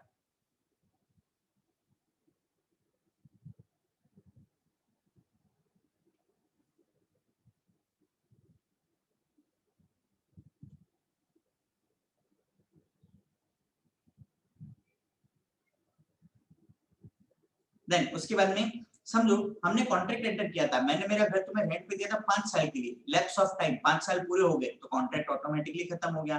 By operation of law person insolvent हो गया, या वो मतलब ही is disturbing the title, owner की प्रॉपर्टी को खुद का प्रॉपर्टी बताने लग गया, तो in such a scenario by operation of law हम उससे वो प्रॉपर्टी खाली करवा सकते हैं, कॉन्ट्रैक्ट को टर्मिनेट करा सकते हैं। कॉन्ट्रैक्ट इम्पॉसिबल हो गया टू परफॉर्म। नाउ इम्पॉसिबिलिटी में क्या क्या आता है? तो हम ऐसा बोलेंगे सर्कमस्टेंसेस बियॉन्ड कंट्रोल। आज जैसे हो सकता है मैंने फेब में किसी के साथ कॉन्ट्रैक्ट एंटर किया था कि मैं उससे अप्रैल में गुड सप्लाई करूंगा, बट समझो मार्च में ऐसा लॉकडाउन आ गया तो इन दिस सिनेरियो में फुलफिल नहीं कर पा रहा, this is circumstances beyond control, circumstances beyond control, तो इन दिस केस हम बोलते हैं कॉन्ट्रैक्ट इम्पॉसिबल हो गया। इसको इंग्लिश लॉ में डॉक्ट्रिन ऑफ फ्रस्ट्रेशन बोला जाता है। Clear? So impossibility of performance के केस में भी कॉन्ट्रैक्ट वॉइड हो जाता है। देन कॉन्ट्रैक्ट कभी कभी एंटर करते टाइम लीगल था बट बाद में इलीगल हो गया। अब जैसे समझो वो चाइनीज फर्म के साथ किसी इंडियन पार्टी ने कॉन्ट्रैक्ट एंटर किया बट गवर्नमेंट ने चाइनीज ऐप को बैन कर दिया, तो इन सच केस उनका जो भी एग्रीमेंट हुआ है वो सारा वॉइड हो गया, इलीगल हो गया। पहले जब एंटर किया था लीगल कॉन्ट्रैक्ट था बट बाद में इलीगल में कन्वर्ट हो गया, तो इलीगलिटी के केस में हम ऐसा जब एंटर करते हैं वैलिड होता है बट बाद में इनवैलिड हो जाता है, बाद में इम्पॉसिबल हो गया, बाद में इलीगल हो गया, तो हम इसको सुपरवीनिंग इम्पॉसिबिलिटी बोलते हैं, supervening impossibility. But clear case में इम्पॉसिबिलिटी पर्सन के कंट्रोल के बाहर होना चाहिए। अगर मेरे वर्कर्स और स्ट्राइक पे चले जाते हैं, मुझे फाइनेंशियल लॉस ज्यादा हो जाएगा, can not be taken as a ground of impossibility. Contract है तो आपको फुलफिल करना पड़ेगा, वो सर्कमस्टेंसेस बियॉन्ड कंट्रोल है तो ही हम उसे इम्पॉसिबिलिटी बोलते हैं। So difficulty of performance, commercial impossibility या स्ट्राइक या lockout can not be taken as a ground to avoid the contract. Then discharge by breach of contract. Breach मतलब क्या होता है? कॉन्ट्रैक्ट तोड़ना। तो दो टाइप के ब्रीच होते हैं, एक होता है एक्चुअल ब्रीच और एक होता है एंटीसिपेटरी ब्रीच। एक्चुअल ब्रीच मतलब ड्यू डेट पे कॉन्ट्रैक्ट तोड़ा, difference in market value can be claimed as compensation. Anticipatory breach मतलब ड्यू डेट से पहले कॉन्ट्रैक्ट तोड़ा, तो या तो हम उसी दिन पे कंपेंसेशन ले सकते हैं और या ड्यू डेट तक वेट कर सकते हैं। बट अगर हम ड्यू डेट तक वेट कर रहे हैं तो कॉन्ट्रैक्ट अभी भी ओपन है, अदर पार्टी उस कॉन्ट्रैक्ट को फुलफिल कर सकता है, जिसको हम एंटीसिपेटरी ब्रीच बोलते हैं। Then what are the remedies available? अगर कोई भी पार्टी कॉन्ट्रैक्ट तोड़ता है तो रेमेडीज क्या अवेलेबल है? पहला, we can put an end to contract, rescission of contract, contract को कैंसिल कर सकते हैं, हम उस पर डैमेजेस ले सकते हैं। तो डैमेजेस क्या क्या टाइप के होते हैं? पहला होता है ऑर्डिनरी डैमेज, जो भी डिफरेंस इन मार्केट वैल्यू है can be claimed as compensation. Second, special damage, मैंने कॉन्ट्रैक्ट में ही पहले से लिखा हुआ था अगर ब्रीच किया तो ये कंपेंसेशन पे करना पड़ेगा, अगर कॉन्ट्रैक्ट में पहले से मेंशन है तो हम स्पेशल डैमेजेस भी ले सकते हैं। देन एग्जेम्पलरी और विंडिक्टिव डैमेज। एग्जेम्पलरी और विंडिक्टिव डैमेज क्या होता है? लॉस ऑफ गुडविल या रेपुटेशन जो होगा बिकॉज ऑफ दैट ब्रीच, उसको हम एग्जेम्पलरी या विंडिक्टिव डैमेज बोलते हैं, लॉस ऑफ रेपुटेशन का है। एंड नॉमिनल डैमेजेस, जैसे कि हम कोई पेनल्टी और लगा देते हैं। Why this type of damage is taken? ताकि पर्सन बार बार ऐसा मिस्टेक नहीं करे, तो इसके लिए नॉमिनल डैमेजेस हम कुछ पेनल्टी लगा देते हैं। जैसे तुम्हारा चेक बाउंस हो जाता है तो बैंक 100 रुपीस का 200 रुपीस का चार्ज मारता है ना, वो नॉमिनल डैमेजेस है बाय वे ऑफ पेनल्टी, ताकि नेक्स्ट टाइम से तुम ध्यान रखोगे। तुम इलेक्ट्रिसिटी बिल का पेमेंट और करने में डिले कर देते हो तो पेनल्टी लगाते हैं 100 रुपीस, क्यों लगाते हैं? ताकि तुम आगे से इन फ्यूचर ऐसा रिपीट नहीं करो, तो उनको नॉमिनल डैमेजेस बोलते हैं। अगर डैमेजेस का amount at the date of contract मुझे पता है कितना होगा, हम उसको लिक्विडेटेड डैमेज बोलते हैं। And if the amount is not known at the time of entering into contract, these are termed as unliquidated damage, उसको unliquidated damage बोलते हैं। Then उसके बाद में सर हाँ एग्जेम्पलरी डैमेज का सर लास्ट पैराग्राफ एक बार एक्सप्लेन कर देंगे? ये हाँ सर। अभी जैसे सपोज कर your father fixed your marriage with someone, ठीक है, शादी फिक्स कर दी तेरी। अब पॉइंट ऐसा है कि शादी से सब तैयारियां हो गई, हॉल वॉल सब बुक हो गया, डेकोरेटर्स और सब एकदम बुक कर दिए, सामने वाली पार्टी ने भी फुलफिल कर दिया। अभी तुम शादी से 10 दिन पहले 15 दिन पहले मना कर देते हो कि you are not continuing with this, तो अब यहाँ पे लॉस ऑफ रेपुटेशन वाला पार्ट है। तो in a breach of promise to marry, the amount of damages will depend upon the extent of injury to parties feelings, मतलब सामने वाला पर्सन कितना रेप्यूटेड है, क्या है, उसके ऊपर डिपेंडेंट होता है। तो मैंने इसका एक एग्जांपल तुमको देके बताया था कि सपोजिंग तुम्हारा चेक बाउंस हुआ, ठीक है, तुमने किसी को 1000 रुपए का चेक दिया और वो बाउंस हुआ, तो तुम्हारे अकाउंट में पैसा था फिर भी बैंक ने बाउंस कर दिया, तो बैंक की गलती है ना, और तुम्हारा लॉस ऑफ रेपुटेशन होगा। लोग कैसे बोलते हैं 1000 रुपए भी नहीं है देखो इसके पास में, मतलब ये लॉस ऑफ रेपुटेशन है, राइट। तो अभी क्या कंपेंसेशन सेम होगा क्या? तुम्हारा 1000 रुपए का चेक बाउंस हुआ और मुकेश अंबानी का 1000 रुपए का चेक बाउंस हो गया, तो क्या यहाँ पे हम ऐसा बोले कि सेम लेवल ऑफ कंपेंसेशन मिलेगा या कंपेंसेशन अमाउंट डिफर करेगा? जल्दी बताओ। डिफर करना चाहिए। रीजन क्योंकि दोनों का रेप्यूटेशन लेवल अलग Reputation. है, राइट ना। अब सुनो ध्यान से, तुम्हारा 1000 रुपए का चेक बाउंस हुआ और तुम्हारा 1 करोड़ रुपए का चेक बाउंस हुआ, कौन से केस में लॉस ऑफ रेप्यूटेशन ज्यादा है? 1000 वाले में। Therefore, कंपेंसेशन ज्यादा किधर मिलना चाहिए, 1 करोड़ के चेक बाउंस में या 1000 रुपए के चेक बाउंस में? 1000 में। तो in a bankers case, the smaller the amount of cheque dishonored, larger will be damages as the credit of customer would be injured in far to a great measure. समझ में आया क्या point? Yes sir. Yes जितना sir. Smaller amount होगा उतना ज्यादा loss of reputation है ना। बैंक ने छोटे से अमाउंट के लिए चेक बाउंस कर दिया एंड लोग हंसेंगे, इतना पैसा भी नहीं है इसके अकाउंट में, मेरा 100 रुपए का चेक बाउंस कर दिया, that is more loss of reputation. So damages ज्यादा होगा। यहां तक क्लियर है? नाउ अब थर्ड रेमेडी, हम कॉन्ट्रैक्ट में स्पेसिफिक परफॉर्मेंस क्लेम कर सकते हैं कि भाई मुझे डैमेजेस नहीं चाहिए। आप सामने वाले पर्सन को बोलो कि वो कॉन्ट्रैक्ट परफॉर्म करे, मुझे परफॉर्मेंस ही चाहिए। We can sue for specific performance. But however अगर कॉन्ट्रैक्ट में पर्सनल स्किल्स इन्वॉल्व है, कॉन्ट्रैक्ट में पर्सनल स्किल्स इन्वॉल्व है या मॉनेटरी कंपेंसेशन हम डिटरमाइन कर सकते हैं, कोर्ट उस कॉन्ट्रैक्ट को सुपरवाइज कर सकता है, तो इन दैट केस कोर्ट हमें स्पेसिफिक परफॉर्मेंस नहीं देगा।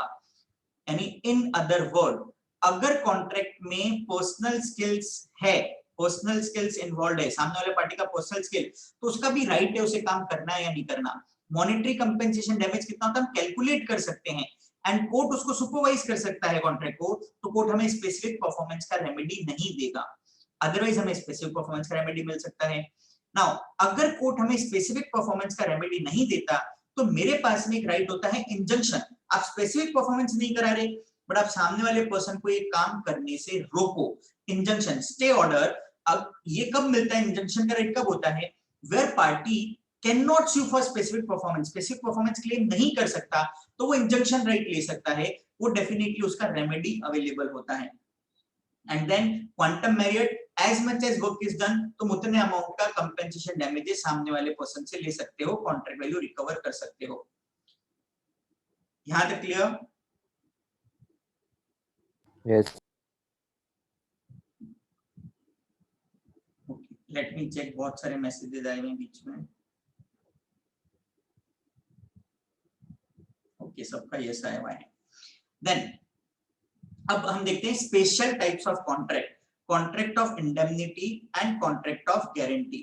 सो इंडेमनिटी क्या होता है कि जब हम कॉन्ट्रैक्ट एंटर करते हैं तो हमारी वजह से अगर सामने वाले पर्सन को कुछ लॉस होता है तो हम उसके लिए उसको इंडेमनिटी देते हैं to make good that loss, कि अगर कुछ भी लॉस हुआ I will pay that amount. अब वो लॉस कितना भी हो सकता है, कितनी भी वैल्यू का हो सकता है, but the party will be liable to pay, उसको हम इंडेमनिटी बोलते हैं। जैसे सपोजिंग मेरे पास में कोई कंपनी के शेयर्स थे, शेयर सर्टिफिकेट खो गया, मैं कंपनी को बोल रहा हूं मुझे डुप्लीकेट सर्टिफिकेट इशू करके दो, तो कंपनी बोले दे तो दे, कल को कोई और पर्सन क्लेम करने आ गया तो क्या करेंगे? सो इन दैट सिनेरियो मुझे कंपनी को एक इंडेमनिटी बॉन्ड देना पड़ता है कि भाई आप मुझे डुप्लीकेट सर्टिफिकेट इशू करके दे दो, अगर कोई और पर्सन आके क्लेम करता है और आपको कुछ लॉस होता है I will pay that loss to you, तो इन दैट केस उसको हम इंडेमनिटी बॉन्ड बोलते हैं। So the person who gives the indemnity is called indemnifier and जिसको indemnity दिया उसको indemnity holder या indemnified बोलते हैं। Then उसके बाद में contracts of guarantee आता है। तो गारंटी में क्या रहता है, जब भी कोई एक पर्सन गारंटी देता है किसी और के बिहाफ पे तो हम ऐसे पार्टीज देखते हैं। The person who gives the guarantee is called surety. Person for whom guarantee is given is called principal debtor. Person to whom guarantee is given is called creditor, right? तो अब indemnity and guarantee के अंदर difference होता है। indemnity दो parties है, guarantee 3 parties है। indemnity person अपनी मर्जी से indemnity दे रहा है, गारंटी में श्योरिटी अपनी मर्जी से नहीं देगा, प्रिंसिपल डेटर ने रिक्वेस्ट किया तब वो देगा। गारंटी जितना कॉन्ट्रैक्ट वैल्यू है वहीं तक लिमिटेड है, एक्स्ट्रा पैसा कुछ भी नहीं देगा। इंडेमनिटी जितना लॉस हुआ सब पे करना पड़ेगा, राइट? देन इंडेमनिटी में इंडेमनिफायर का लायबिलिटी प्राइमरी है, उसी ही पे करना है, जिसने इंडेमनिटी दिया उसे ही पे करना है। But in case of guarantee surety, जिसने गारंटी दिया उसका लायबिलिटी सेकेंडरी होता है, पहले रिकवर करेंगे प्रिंसिपल डेटर से और उससे कुछ भी रिकवर नहीं हुआ तो श्योरिटी से रिकवर करेंगे। देन उसके बाद में नाउ श्योरिटी कितने अमाउंट के लिए लायबल है? जितने अमाउंट के लिए प्रिंसिपल डेटर लायबल होता है उतने ही अमाउंट के लिए श्योरिटी लायबल है। अगर समझो क्रेडिटर ने कुछ अमाउंट वेव कर दिया, माफ कर दिया प्रिंसिपल डेटर का, तो श्योरिटी भी डिस्चार्ज हो जाएगा। क्रेडिटर ने कुछ अमाउंट माफ कर दिया तो श्योरिटी भी डिस्चार्ज हो जाएगा। जितने अमाउंट के लिए प्रिंसिपल डेटर लायबल है उतने ही अमाउंट के लिए श्योरिटी लायबल होता है। नाउ गारंटी क्या क्या टाइप्स के होते हैं? दो टाइप के। एक होता है specific guarantee for a particular contract and होता है continuing guarantee which extend to a series of transaction. Specific guarantee once given revoke नहीं हो सकता, बट कंटिन्यूइंग गारंटी अगर पर्सन की श्योरिटी की डेथ हो जाती है या नोटिस देके वो रिवोक कर सकता है फॉर फ्यूचर ट्रांजैक्शंस। जो काम ऑलरेडी हो चुके हैं उसके लिए गारंटी रिवोक नहीं हो सकता, बट फ्यूचर ट्रांजैक्शंस के लिए रिवोक हो सकता है। श्योरिटी जिसने गारंटी दिया उसकी क्या राइट है? तो पहला है राइट अगेंस्ट क्रेडिटर। क्रेडिटर के अगेंस्ट में क्या राइट? वंस श्योरिटी ने पेमेंट किया क्रेडिटर को, तो क्रेडिटर के पास जो कुछ भी है प्रिंसिपल डेटर का वो सब श्योरिटी के पास आ जाएगा। After paying the amount the surety steps into the shoes of creditor, all the rights of creditor are subrogated to the surety. Then surety का right against principal debtor, surety को जो भी नुकसान हुआ बिकॉज ऑफ दैट गारंटी वो principal debtor से recover कर सकता है। और समझो एक से ज्यादा श्योरिटी है, को श्योरिटीज है, तो अगर किसी श्योरिटी ने पूरा अमाउंट पे किया तो दूसरे को श्योरिटी से अपना शेयर वापस से क्लेम कर सकता है। Then when is the surety discharge from liability? कब श्योरिटी का लायबिलिटी खत्म हो जाता है? तो देखो श्योरिटी की डेथ हो गई या उसने नोटिस दे दिया, ये कंटिन्यूइंग गारंटी के केस में डिस्चार्ज हो गया श्योरिटी। अब सिंपल सा लॉजिक, प्रिंसिपल डेटर और क्रेडिटर अपने कॉन्ट्रैक्ट में कुछ भी चेंज करते हैं विदाउट इन्फॉर्मिंग श्योरिटी तो डिस्चार्ज हो जाएगा। अगर प्रिंसिपल डेटर को माफ कर दिया क्रेडिटर ने, श्योरिटी डिस्चार्ज हो जाएगा। प्रिंसिपल डेटर का कोई सिक्योरिटी क्रेडिटर ने वापस से रिटर्न कर दिया, श्योरिटी डिस्चार्ज हो जाएगा। इन शॉर्ट कुछ भी चेंज किया without informing surety, surety will be discharge from liability. समझ में आया यहाँ तक? Yes, sir.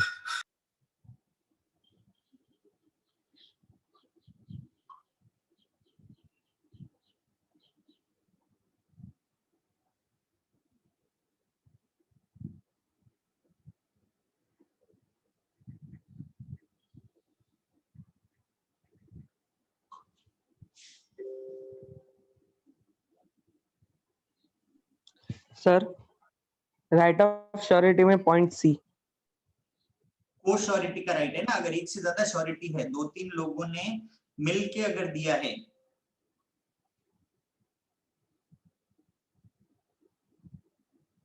दो तीन लोगों ने अगर मिलके लिया है, तो इन दैट सिनेरियो मतलब एक ने पे किया तो दूसरों से रिकवर कर सकता है।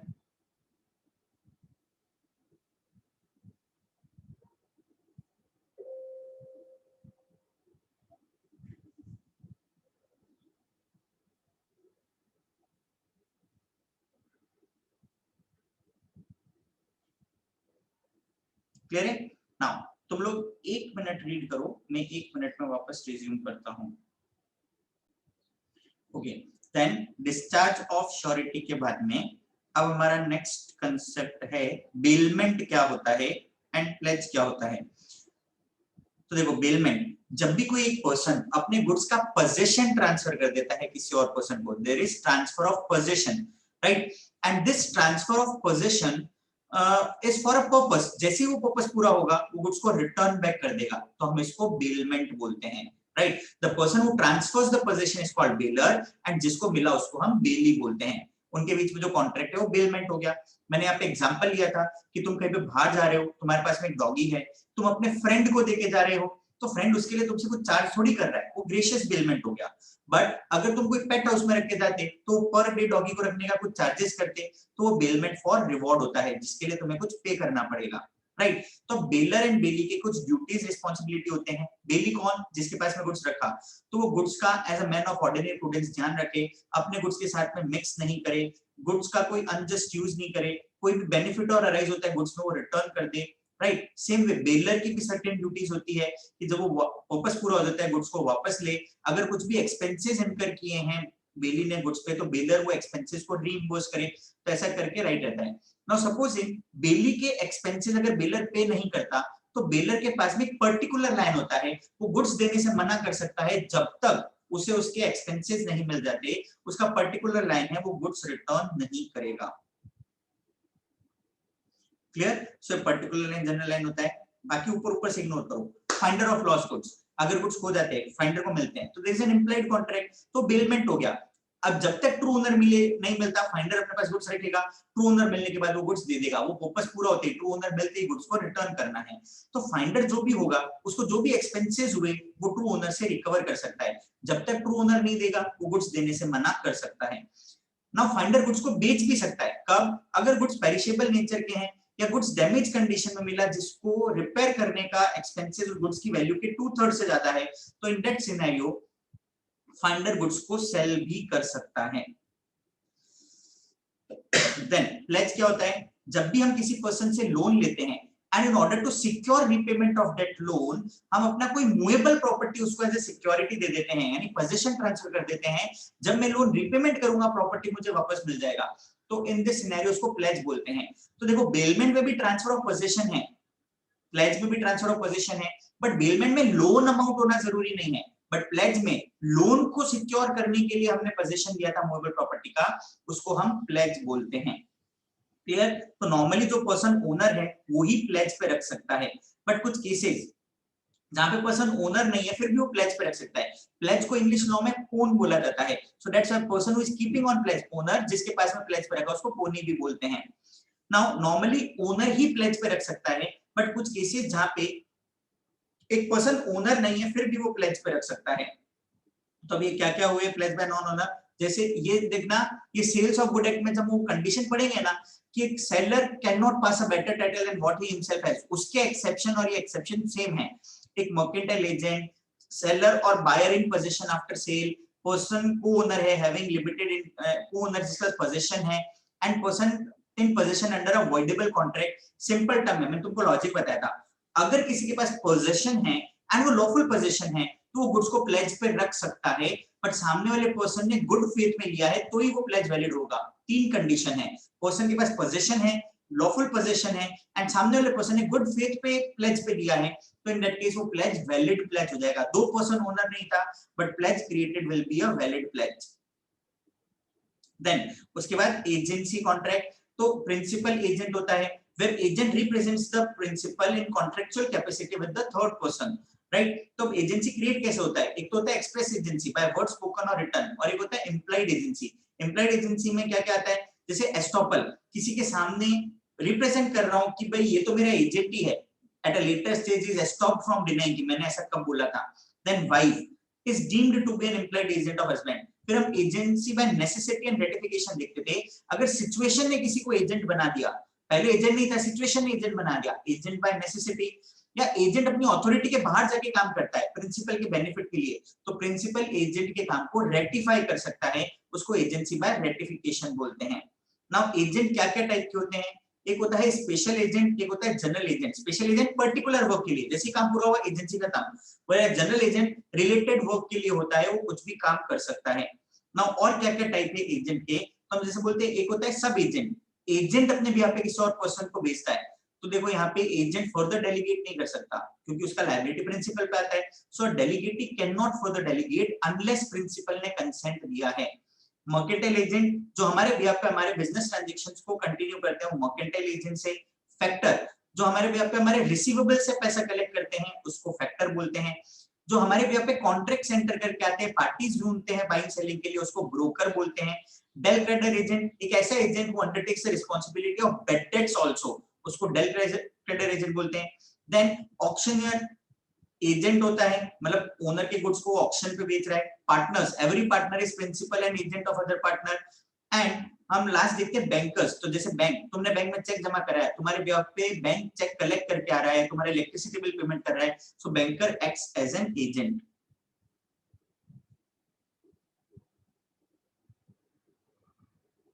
यहां तक समझा पार्ट? नाउ अब एजेंट की ड्यूटीज क्या है?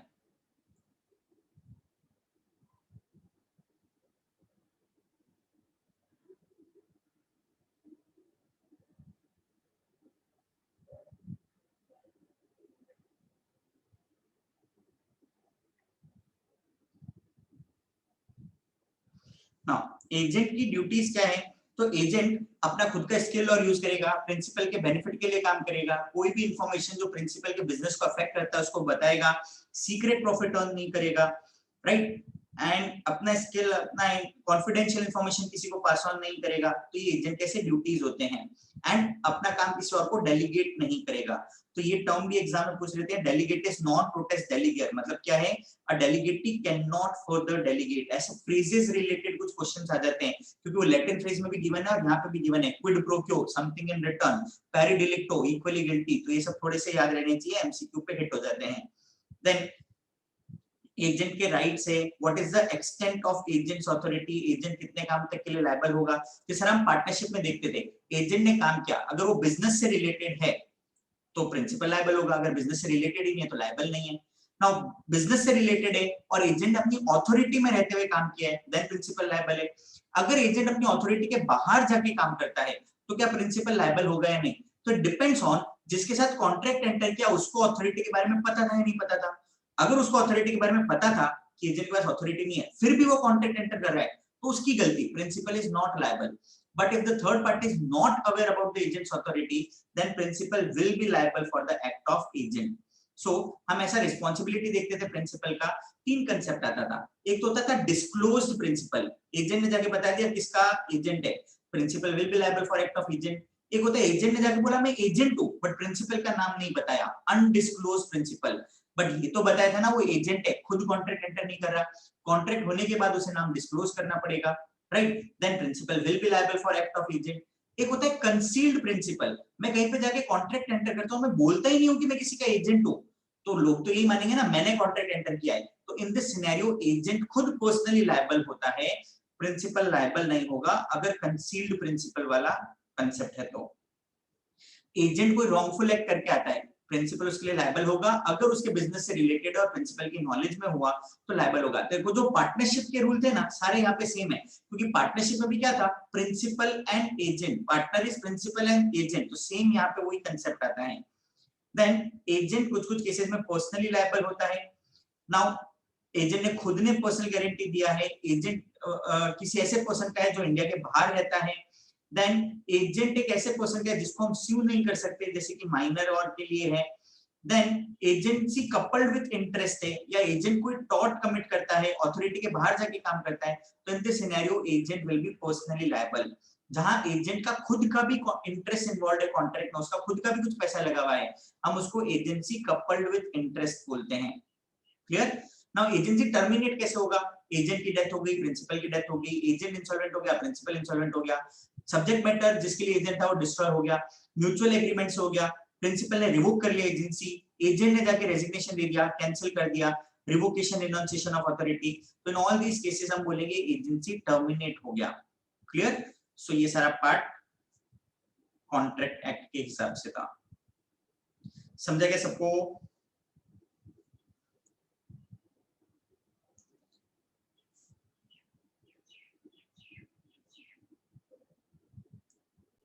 चलो नेक्स्ट देखते हैं sale of goods act. Now sale word क्या होता है, जब भी कोई पर्सन ओनरशिप ट्रांसफर करता है फॉर मनी कंसीडरेशन तो हम उसको सेल बोलते हैं। यानी सेल का सबसे इंपॉर्टेंट फीचर क्या है, one of the party will pay money only as consideration and उसे हम बायर बोलते हैं, एंड पर्सन जो ओनरशिप ट्रांसफर करेगा उसको हम सेलर बोलते हैं, राइट। तो सेल में भी कॉन्ट्रैक्ट के एलिमेंट्स तो होने चाहिए, पार्टीज कॉम्पिटेंट टू कॉन्ट्रैक्ट होना चाहिए, फ्री कंसेंट से होना चाहिए, lawful object and consideration involve होना चाहिए, एंड दो पार्टीज रिक्वायर्ड है, बाइलेटरल कॉन्ट्रैक्ट होगा, एक पर्सन खुद को गुड्स नहीं बेच सकता, कोई तो दो पर्सन होने जरूरी है। देन सेल और एग्रीमेंट टू सेल का डिफरेंस आता है। तो सेल क्या होता है, it is an executed contract, यानी ओनरशिप ट्रांसफर हो चुका है, and agreement to sale is a executory contract, यानी ओनरशिप ट्रांसफर होना बाकी है। तो सिंपल सा लॉजिक, ओनरशिप ट्रांसफर होना बाकी है मतलब सेलर, जो लॉस सेलर का, राइट। सेल ओनरशिप ट्रांसफर हो चुका है, यानी जो लॉस होगा वो बायर का होगा। अगर समझो इनमें से कोई भी पार्टी इंसॉल्वेंट हो जाता है तो in case of sale buyer का जो भी ऑफिशियल रिसीवर लिक्विडेटर होगा वो गुड्स क्लेम करेगा, एग्रीमेंट टू सेल में सेलर का ऑफिशियल रिसीवर गुड्स क्लेम करेगा। सिंपल सा लॉजिक है, सेल और एग्रीमेंट टू सेल का पॉइंट ऑफ टाइम का डिफरेंस है, सेल में बायर, एग्रीमेंट टू सेल में सेलर, उनका रिस्पांसिबिलिटी होता है। तो बेसिक डिफरेंस है सेल और एग्रीमेंट टू सेल का। देन सेल और बेलमेंट, बेलमेंट में हम गुड्स देते हैं फॉर अ पर्पस, पर्पस पूरा होगा तो वापस ले लेंगे, बट सेल के अंदर एक बार दिया वापस नहीं लेते, ट्रांसफर ऑफ ओनरशिप हो गया for money consideration. Now bailment में भी ग्रेशियस भी हो सकता है, फॉर रिवॉर्ड भी हो सकता है, बट सेल हमेशा नॉन ग्रेशियस होगा, कुछ मनी कंसीडरेशन के लिए होगा, तभी सेल होता है। Then sale and contract for work and labour, sale and contract for work and labour, तो यहाँ पे क्या होता है, हम जैसे किसी को गुड्स देते हैं with an agreement to repurchase back, हम उन गुड्स को वापस से परचेज करेंगे, तो इन सच अ सिनेरियो हम क्या बोलेंगे, एग्रीमेंट ये होता है contract for work and labour. और सेल में क्या होगा, सेल में हमने एक बार गुड्स दे दिया, हम वापस से रीपर्चेज नहीं करते हैं।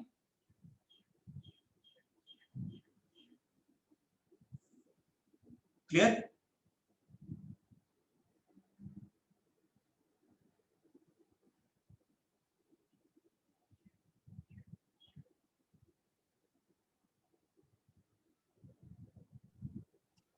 Sir sale and contract for work and labour वाला नहीं समझा। Contract for work and labour example याद करो, मैंने तुमको बताया था, जैसे मैंने बाटा का एग्जांपल लिया था कि बाटा कॉबलर्स को क्या करता है, 300 रुपए में लेदर और वो सारा बेच देता है, एंड कॉबलर को बोलता है कि शू बना के लेके आओ, अगर आप यही मटेरियल से बना के वापस लेके आओगे तो मैं आपसे 700 रुपीज में वापस से परचेज कर लूंगा। तो ये contract for work and labour है, जिसको हम जॉब वर्किंग बोलते हैं, कोई हमारे बेhalf पे हमारा काम करके देता है, जॉब वर्किंग, वो contract for work and labour होता है। याद आया क्या?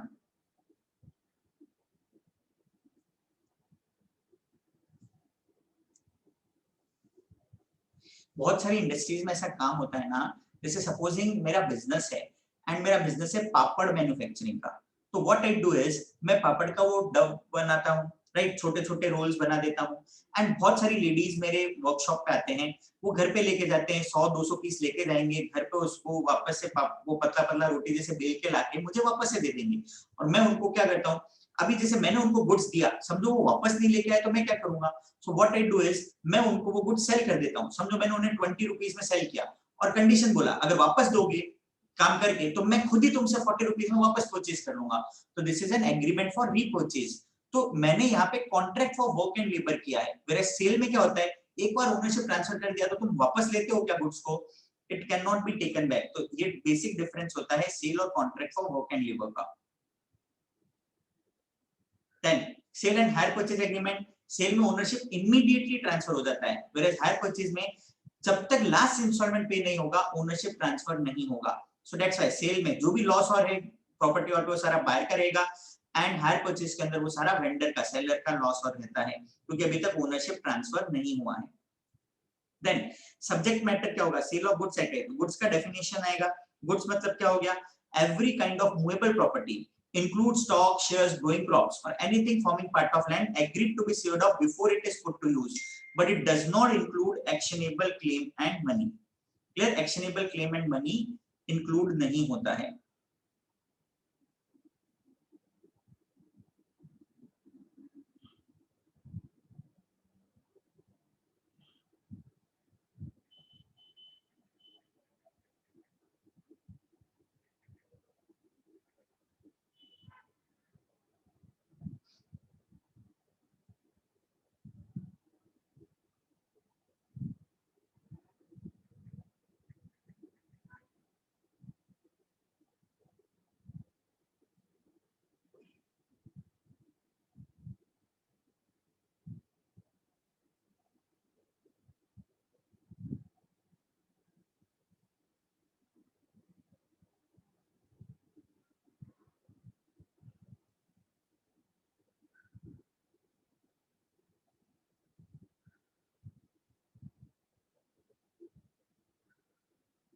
एक मिनट होल्ड करना।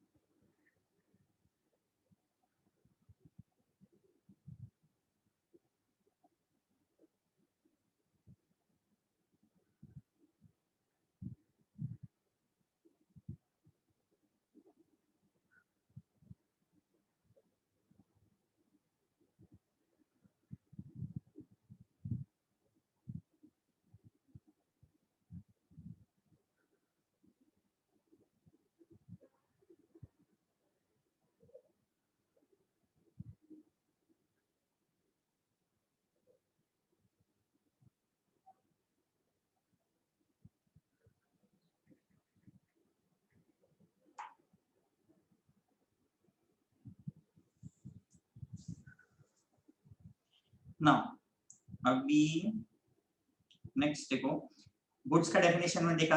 अब गुड्स का क्लासिफिकेशन कैसे कैसे होता है, तो भी से एक तो होता है specific goods which is in existence at the time of sale, और एक होता है फ्यूचर गुड्स या contingent goods. Contingent goods goods existence में आ सकते हैं, नहीं भी आ सकते, and future goods there is something to be done upon, बाद में वो गुड्स एग्जिस्टेंस में आएंगे तो उसको हम फ्यूचर गुड्स बोलते हैं। सो फॉर ट्रांसफर ऑफ या sale of goods, goods existence में होने जरूरी है, स्पेसिफिक गुड्स होने जरूरी है। क्लियर? देन ये सारा चीज तुम एग्जाम में इग्नोर कर सकते हो, पेरिशिंग गुड्स और वाला ये सब पढ़ने की जरूरत नहीं है। देन प्राइस, मोड्स क्या रहेगा प्राइस फिक्स करने का, ये एग्जाम के लिए इंपॉर्टेंट है। या तो पार्टीज खुद फिक्स कर सकते हैं at the time of entering into contract, या over the period of time, जैसे हमारा कॉन्ट्रैक्ट लंबे ड्यूरेशन के लिए, तो जैसे जैसे जिस टाइम पे होगा प्राइस डिटरमाइन करेंगे, क्या होगा over the period of time decide करेंगे। देन कोई और तरीका हम कॉन्ट्रैक्ट में बता देते हैं, या थर्ड पार्टी को फिक्स करने के लिए बोल देते हैं। बट जहां पे थर्ड पार्टी को फिक्स करना था और थर्ड पार्टी ने नहीं किया तो कॉन्ट्रैक्ट वॉइड हो जाएगा। बट थर्ड पार्टी किसी पर्सन की वजह से फिक्स नहीं कर पाया, तो इन दैट केस वो जिस पर्सन की वजह से डिले हुआ उसको वो लॉस बेयर करना पड़ेगा, उसके ऊपर एक्शन ले सकते हैं। देन उसके बाद में कंडीशन एंड वारंटी आता है। तुमको इन डेप्थ अंदर नहीं पढ़ना है, सिंपली ध्यान रखो, अगर एक ऐसा स्टिपुलेशन है जो सेल से पहले कंप्लीट करना है उसको कंडीशन बोलेंगे, अगर एक ऐसा स्टिपुलेशन है जो सेल के बाद में होगा तो उसको वारंटी बोलते हैं। If there is a breach of condition, तो पर्सन कॉन्ट्रैक्ट रेपुडिएट कर देगा, जो प्राइस पे किया वापस ले लेगा और कंपेंसेशन भी लेगा। अगर वारंटी ब्रीच हुआ तो सेल तो हो चुका है, तो कॉन्ट्रैक्ट रेपुडिएट नहीं हो सकता, कॉन्ट्रैक्ट वैल्यू नहीं मिलेगा, ओनली कंपेंसेशन या डैमेजेस मिलेगा। बस इतना सा पार्ट कंडीशन और वारंटी में ध्यान रखना है। क्लियर है? रिपीट, कंडीशन सेल से पहले, stipulation to contract which is to be completed before sale happens is termed as condition, and sale होने के बाद का कोई stipulation है उसको warranty बोलते हैं। breach of condition में 3 remedy, contract repudiated, जो प्राइस पे किया वापस मिलेगा, प्लस कंपेंसेशन भी मिलेगा। बट ब्रीच ऑफ वारंटी में खाली कंपेंसेशन मिलेगा, कॉन्ट्रैक्ट वैल्यू नहीं मिलेगा एंड कॉन्ट्रैक्ट रेपुडिएट नहीं हो सकता। देन उसके बाद में कुछ ऐसे केसेस है जहां पे हम ब्रीच ऑफ कंडीशन को ब्रीच ऑफ वारंटी मानने पे मजबूर हो जाते हैं, करना ही पड़ेगा। ऐसा क्या है, तो जैसे बायर ने खुद ने ब्रीच ऑफ कंडीशन को ब्रीच ऑफ वारंटी माना, या उसने वेव ऑफ कर दिया कंडीशन, तो फिर उसे वारंटी मानेंगे, ये तो बायर की मर्जी पे था। बट समझे कॉन्ट्रैक्ट का बड़ा part and substantial part has been carried on, मतलब कॉन्ट्रैक्ट का 70% 80% काम हो चुका है, तो छोटे से पार्ट के लिए हम कॉन्ट्रैक्ट को कैंसिल नहीं कर सकते, हमें उसे ब्रीच ऑफ वारंटी ही मानना पड़ेगा। दैट पार्ट के लिए हम कंपेंसेशन ले सकते हैं, बट रिमेनिंग कॉन्ट्रैक्ट को हम अवॉइड नहीं कर सकते। देन कुछ इम्प्लाइड वारंटीज होती है, जैसे जब भी हम किसी पर्सन को गुड सेल करते हैं तो उसको क्वाइट एंड पीसफुल पोजीशन मिलेगा and it is free from encumbrance, किसी के पास गिरवी और नहीं रखा हुआ, चार्ज पे नहीं दिया हुआ, तो ये इम्प्लाइड वारंटी होता है। देन उसके बाद में इम्प्लाइड कंडीशन, जो पर्सन गुड्स बेच रहा है वो टाइटल, वो ओनर है, तो इम्प्लाइड कंडीशन है टू टाइटल है। अगर हम गुड्स को कोई सैंपल या डिस्क्रिप्शन से देते हैं तो it is implied condition that good sample से या डिस्क्रिप्शन से बिलोंग करना चाहिए, दोनों से बिलोंग करना चाहिए अगर दोनों कंडीशन है तो ऐसा जनरली ऊपर ऊपर से ध्यान रखना है, अंदर रीड करने की जरूरत नहीं है, इग्नोर कर सकते हो पार्ट, खाली बस हेडिंग्स ध्यान रखना जो मैंने तुमको बताए थे। देन उसके बाद doctrine of caveat emptor, very very important. Caveat emptor means exam में यही आ जाता है, 2 मार्क तो इतने से नहीं कवर हो गया, तो इतना सारे चैप्टर पढ़ के मतलब क्या, तो कैविट एम्प्टर मतलब क्या, लेट द बायर बीवेयर। भाई सिंपली तुम जब गुड्स परचेज करते हो तो सेलर का ड्यूटी नहीं आके बताए देखो तुम्हारे काम का है या नहीं है, बायर खुद रिस्पांसिबल है गुड्स परचेज करने के लिए, सेलर कभी भी सामने से आके डिफेक्ट नहीं बताएगा या वो नहीं बताएगा गुड्स पर्पस के लिए है या नहीं है। हाउएवर एक्सेप्शन, बायर पहले से बोल देता है सेलर को किस पर्पस के लिए चाहिए, सेलर ने मिस रिप्रेजेंटेशन किया, एक्टिवली डिफॉल्ट को कंसील किया, सेलर उन गुड्स में डील करता था, उन्हीं गुड्स में डील करता था और वो डिफरेंट डिस्क्रिप्शन के गुड्स सेल करता है, और जहां पे हम सेलर के स्किल पे रिलाई कर रहे हैं तो in such a scenario cavity emptor apply नहीं होता। विल अगेन सी 4 एक्सेप्शन क्या है, तो देखो सेलर ने फॉल्स रिप्रेजेंटेशन किया, सेलर ने एक्टिवली कंसील किया गुड्स के डिफेक्ट को, सेलर के स्किल या जजमेंट पे रिलाई कर रहे थे, या सेलर एक पर्टिकुलर गुड्स के डिस्क्रिप्शन में डील करता है, तो in this scenario let the buyer beware का कंसेप्ट अप्लाई नहीं होगा।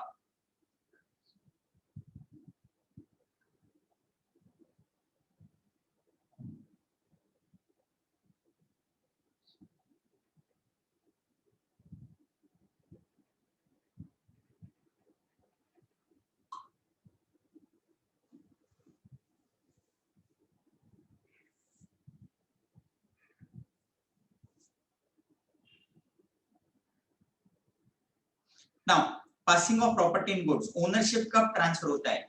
मैंने तुमको शॉर्टकट ट्रिक बताया था, 3 पॉइंट ध्यान रखना है।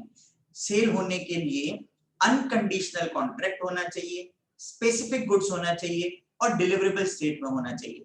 अगर ये तीनों हैं, इमीडिएटली सेल हो गया। तीनों में से कोई भी चीज मिसिंग है तो पहले वो चीज कंप्लीट होगा and buyer has notice of it, then only ownership transfer होता है। क्लियर? सिंपल से ट्रिक से हर पॉइंट को तुमको पढ़ना है, अंदर इन डेप्थ जाके रीड करने का रिक्वायरमेंट नहीं है। 2 से 3 क्वेश्चन इस चैप्टर का वेटेज है। कैसे क्वेश्चन आएंगे? ऊपर ऊपर के पार्ट में कवर हो जाता है, जैसे caveat emptor, no one can pass a better title than what he himself has, unpaid seller के राइट्स और लायबिलिटीज अगेंस्ट गुड्स या प्राइस क्या है। तो यहीं पे खत्म हो गए 2-3 क्वेश्चन। एफओबी क्या होता है, एफओआर क्या होता है। तो इसके लिए इतने इन-डेप्थ टेक्निकलिटी में नहीं, ये सेम टॉपिक एग्जीक्यूटिव में रिपीट होगा, हम और इन-डेप्थ पढ़ेंगे इसको, बट अभी के लिए तुम ऊपर से पढ़ सकते हो। तो सिंपली ध्यान रखो, ओनरशिप ट्रांसफर होने के लिए क्या condition? Goods space, there must be an unconditional contract, specific goods होने चाहिए एंड डिलीवरेबल स्टेट में होने चाहिए। अगर तीनों है तो immediately eight the time of contract ownership transfer हो गया।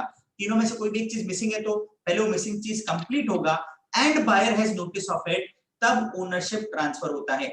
ओनरशिप ट्रांसफर होने के लिए पेमेंट एंड पोजीशन जरूरी कंडीशन नहीं है। ओनर कोई है, पोजीशन किसी और के पास है, हो सकता है। ओनर कोई ये पेमेंट नहीं किया, हो सकता है। जैसे हम क्रेडिट पे गुड्स और लेते हैं, ओनरशिप ट्रांसफर हो गया बट अभी तक पेमेंट नहीं हुआ है। So payment and position are not essential condition for transfer of ownership. So ownership and position are two different concept, अलग अलग लोगों के पास में हो सकता है at same point of time. Sir, transfer of ownership, point C. Transfer of ownership, point C.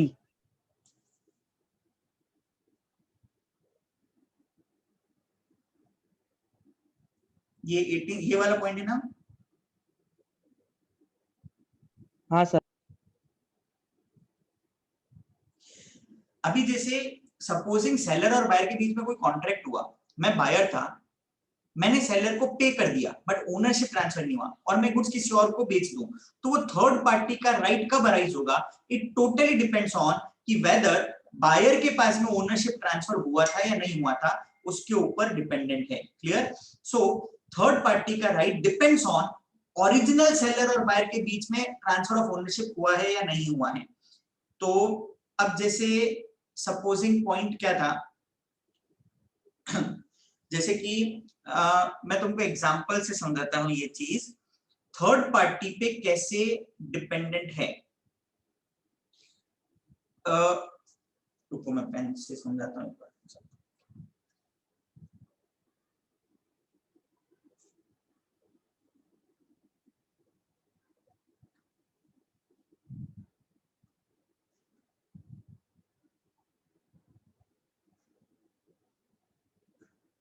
ना सपोजिंग एक सेलर है एंड ये सेलर बायर के साथ में कोई एग्रीमेंट एंटर करता है।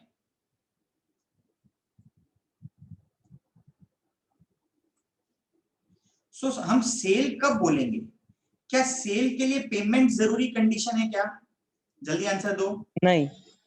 तो पेमेंट इज नॉट नेसेसरी। क्या सेल के लिए पोजीशन ट्रांसफर होना जरूरी कंडीशन है क्या? नहीं। बट सेल के लिए सबसे जरूरी क्या है? ओनरशिप ट्रांसफर हुआ है या नहीं हुआ है, this is necessary condition, right? तो अभी समझो इन दोनों के बीच में कोई सेल कॉन्ट्रैक्ट है एंड उससे पहले बायर किसी और को गुड सेल कर देता है, तो हम ऐसा बोलेंगे ये थर्ड पार्टी है जिसको बायर ने गुड सेल कर दिए। सो ये थर्ड पार्टी का राइट कब अराइज होता है?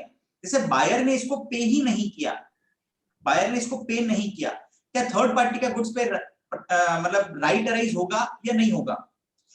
तो हमें ये पेमेंट से मतलब नहीं है, हमें देखना है इनके बीच में ओनरशिप ट्रांसफर हुआ है या नहीं हुआ है। दैट विल डिटरमाइन कि थर्ड पार्टी का उन गुड्स पे राइट है या नहीं है। समझ में आया क्या point? Okay sir, thank you.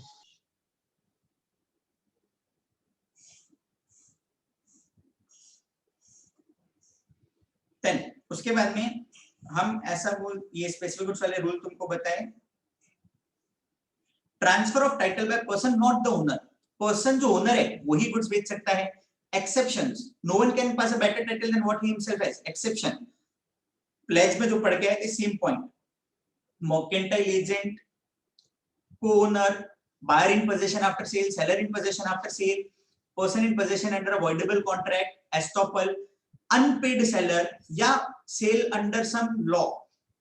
कोई पर्सन लॉ में जैसे सेल करता है, जैसे ऑक्शन और होता है, इंसॉल्वेंट पर्सन का प्रॉपर्टी बेचते हैं, तो इन केसेस में पर्सन ओनर नहीं है फिर भी गुड टाइटल ट्रांसफर कर सकता है, नहीं तो अदरवाइज ओनरशिप ट्रांसफर करने के लिए पर्सन को खुद ओनर होना जरूरी है।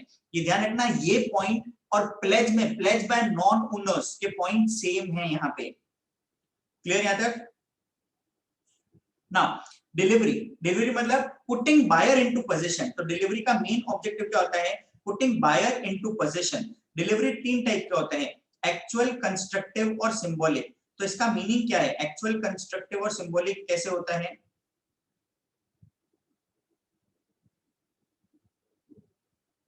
एक्चुअल मतलब क्या होता है?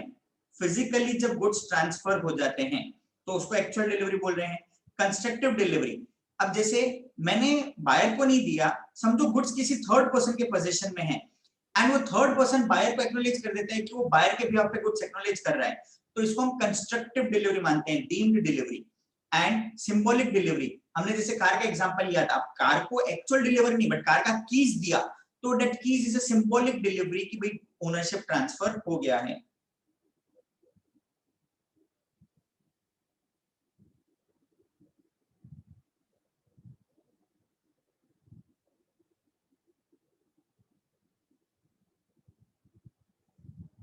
देन उसके बाद में डिलीवरी के सर्टेन रूल्स, कुछ नहीं पढ़ोगे, सब इग्नोर कर सकते हो। नाउ इस पार्ट पे ध्यान दो, जब भी सेलर गुड्स बेचता है एंड वो ऑर्डर्ड क्वांटिटी से ज्यादा बेच देता है, बायर क्या करेगा? सारे रख सकता है, सारे मना कर सकता है, या जितने ऑर्डर के उतने रख सकता है, बच्चे में मना कर सकता है। नाउ अगर कोई रॉन्ग डिस्क्रिप्शन के गुड्स सेलर बेच देता है, जैसे मैंने एग्जांपल दिया था कि मैंने 10 सैमसंग की टीवी ऑर्डर किए और उसने सेलर ने क्या किया, 6 भेजे सैमसंग के और 4 सोनी के भेज दिए। Now what I can do? I can keep all, I can accept 6 and reject 4, और I can reject all, मैं कुछ भी कर सकता हूँ। तो ये सारे राइट है, ये MCQ पे टेस्ट हो जाता है जनरली, इसके लिए इंपॉर्टेंट बता रहा हूँ कि अगर डिलीवरी में कुछ भी ऐसा होता है देन करते हैं। Then breach of contract already पढ़ा, ड्यू डेट पे ब्रीच करेंगे तो एक्चुअल ब्रीच ऑफ कॉन्ट्रैक्ट, और अगर ड्यू डेट से पहले किया तो उसको एंटिसिपेटरी ब्रीच बोलते हैं। एंटिसिपेटरी ब्रीच में ऑप्शन है, या तो हम कंटिन्यू कर सकते हैं और या फिर उसी डेट पे ब्रीच मान के कंपेंसेशन ले सकते हैं। देन उसके बाद में अनपेड सेलर आता है, very very important for exam. Unpaid seller कौन? जिसको अपना पूरा कंसीडरेशन नहीं मिला, हम उसको अनपेड सेलर बोलते हैं। और अगर हमने उसे चेक नेगोशिएबल इंस्ट्रूमेंट में पेमेंट किया एंड वो डिसऑनर हो गया तो भी हम उसे अनपेड सेलर बोलेंगे। तो जो अनपेड सेलर है उसके एक तो गुड्स के अगेंस्ट में राइट है और एक बायर के अगेंस्ट में राइट है। बायर के अगेंस्ट में क्या राइट है? वो बायर को स्यू कर सकता है प्राइस के लिए, बायर को स्यू कर सकता है डैमेजेस के लिए, right? Sue for price, sue for damages, buyer के अगेंस्ट में राइट है। गुड्स के अगेंस्ट में क्या राइट है? उसका राइट ऑफ लाइन है, बट ये राइट तभी मिलेगा अगर गुड्स सेलर के पोजीशन में है। अगर सेलर के पास से पोजीशन चला गया तो in that case right of line भी खत्म हो जाता है। हम लाइन पढ़ के आए थे, बेलमेंट में भी देखा था, general line, particular line, specific goods पे होगा पर्टिकुलर लाइन, दूसरे रिलेटेड गुड्स पे भी होता है तो उसको जनरल लाइन बोलते हैं। But right of lien is right to retain the goods, seller अपने गुड्स अपने पास रखेगा, देगा नहीं। ये तभी है जब पोजीशन सेलर के पास है, then only right of lien होता है। Then right to stoppage in transit, seller के पोजीशन से गुड्स निकल गए तो राइट ऑफ लाइन खत्म हो गया, बट बायर को अभी तक मिले नहीं है गुड्स। अगर ट्रांजिट में है तो सेलर उनको रोक सकता है। अगर सेलर को इंफॉर्मेशन मिला कि बायर इंसॉल्वेंट हो गया या बायर का चेक और बाउंस हो गया तो सेलर गुड्स को स्टॉपेज कर सकता है ट्रांजिट में, एंड सेलर जाके गुड्स वापस से ले लेगा। बायर को मिलने से पहले सेलर ने वापस से पोजीशन ले लिया तो उसका राइट ऑफ लाइन वापस से एक्टिव हो गया क्योंकि सेलर के पास फिर से पोजीशन आ गया। तो this is right to stoppage in transit. Now goods buyer के पास पहुंच गए तो स्टॉपेज इन ट्रांजिट खत्म हो गया, बट बायर गुड्स को एक्सेप्ट करे उससे पहले हम गुड्स को विथहोल्ड कर सकते हैं। वी कैन विथहोल्ड डिलीवरी अगर पेमेंट नहीं हो रहा तो in that case we can withhold the delivery, buyer को गुड्स देने से मना कर सकते हैं। बट बायर के डेस्टिनेशन पे गुड्स पहुंच गए उसको डिलीवर करने से मना कर सकते हैं। Seller can withhold delivery until payment is done. And अब समझो पेमेंट नहीं किया तो सेलर के पास राइट है उन गुड्स को रीसेल कर सकता है, बट गुड्स को रीसेल करने से पहले बायर को नोटिस देना पड़ेगा। बायर को नोटिस देना पड़ेगा। अगर बिना नोटिस दिए गुड्स सेल कर दिए तो इन दैट केस जो भी प्रॉफिट होगा वो बायर को देना पड़ेगा और लॉस हुआ तो बायर से रिकवर नहीं कर सकता, ये नॉर्मल रूल है। बट अगर गुड्स पेरिशेबल नेचर के हैं, गुड्स पेरिशेबल नेचर के हैं, तो in such a scenario bye seller बिना नोटिस दिए या पहले से एग्रीमेंट में लिखा हुआ है, पहले से एग्रीमेंट में लिखा हुआ था कि अगर पे नहीं किया तो सेलर गुड्स बेच सकता है, रीसेल कर सकता है। इन दो केसेस के अंदर सेलर बिना नोटिस दिए भी गुड्स बेच सकता है एंड वो प्रॉफिट अपने पास रखेगा, लॉस हुआ तो वो लॉस भी बायर से रिकवर करेगा। तो ये अनपेड सेलर के राइट्स होते हैं। देन उसके बाद ऑक्शन सेल है, गुड्स को नीलाम करते हैं ऑक्शन सेल, जो हाईएस्ट बिडिंग करेगा उसको मिलेगा फॉल ऑफ हैमर पे। एंड यहाँ पे अगर कोई मिनिमम प्राइस फिक्स किया हुआ है कि उससे ऊपर का ही बिड एक्सेप्ट करेंगे उसको रिजर्व प्राइस बोलते हैं। और एक होता है प्रिटेंडेड बिडिंग, जहाँ पे सेलर का खुद का पर्सन बिडिंग क्राउड में प्रेजेंट है तो फिर वो बिडिंग वॉइड हो जाता है। अगर आपने बाकी सबको बताया कि ये सेलर का ही आदमी है then only pretended bid valid होता है, अदरवाइज प्रिटेंडेड बिड पूरे ऑक्शन को इनवैलिड डिक्लेयर कर देता है। देन हम वेरियस ऐसे टर्म्स देखते थे, एफओबी मतलब फ्री ऑन बोर्ड, शिप पे लोड होने तक का खर्चा सेलर का, बाद में बायर का। देन उसके बाद में एक्स शिप, शिप से निकलने तक का खर्चा सेलर का, उसके बाद में बायर का। CIF कॉस्ट इंश्योरेंस फ्रेट, सारे एक्सपेंसेस सेलर के जब तक बायर को डिलीवर नहीं हो जाता तो सारा CIF होता है। FOR फ्री ऑन रेल, जैसे सी के लिए होता है सेम वे वैसे रेल के लिए भी ऐसे होता है concept. Clear? Sales of good समझ में आया? बहुत सिलेक्टेड चीजें तुमको पढ़नी है, जो जो बताया बस उन्हीं चीज पे फोकस करना।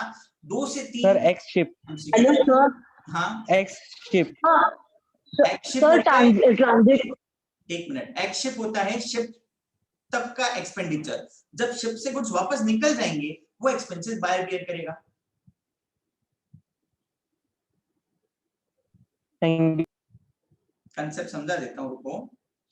अब देखो एक पर्सन यूएस में रहता है, ठीक है, जो सेलर है वो यूएस का है, पर्सन बायर है वो इंडिया में रहता है, इंडिया में उसका फैक्ट्री है, डॉक पे गुड्स आते हैं, सी में ट्रांजिट होता है, अमेरिका में वो डॉक पे गुड्स को लोड करते हैं एंड यहाँ पे सेलर का फैक्ट्री है। सो एफओबी कॉन्ट्रैक्ट का मतलब क्या, सेलर की फैक्ट्री से शिप में डालने तक का खर्चा सेलर बियर करेगा, इसको एफओबी कॉन्ट्रैक्ट बोलते हैं। Clear?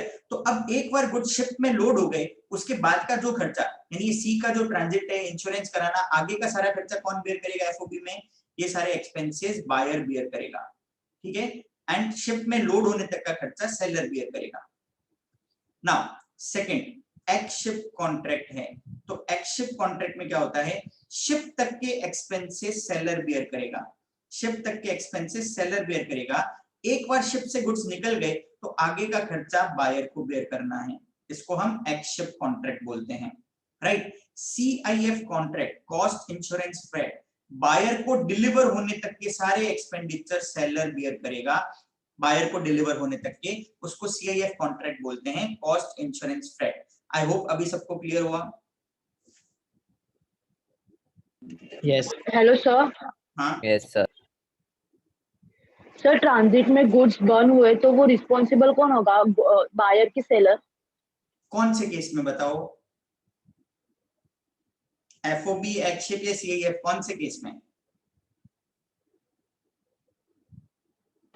Normal.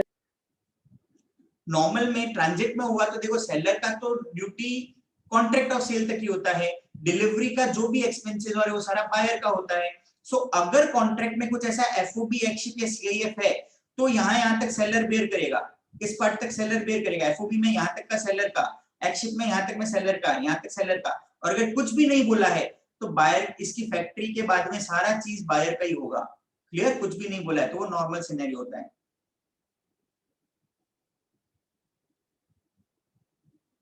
Okay sir.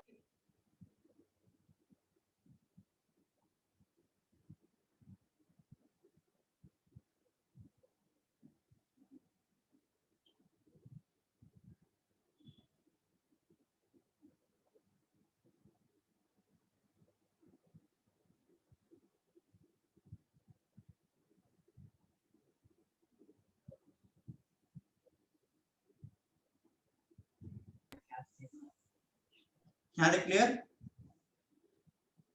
So sales of good तुम्हारा पार्ट फिनिश हो गया। तो what I will do is अभी का रिवीजन लेक्चर मैं यहीं पे स्टॉप करता हूँ, रिक्वायर्ड टाइमिंग पे हो गया। अब जो पार्ट पेंडिंग है दैट इज नेगोशिएबल इंस्ट्रूमेंट, या छोटा सा वो सीएस वाला या साइबर लॉ वाले प्रोविजंस, वो मैं तुमको एक और लेक्चर लेके 1 आवर में कभी भी रिवाइज करा दूंगा। ठीक है सर, थैंक यू। Sir?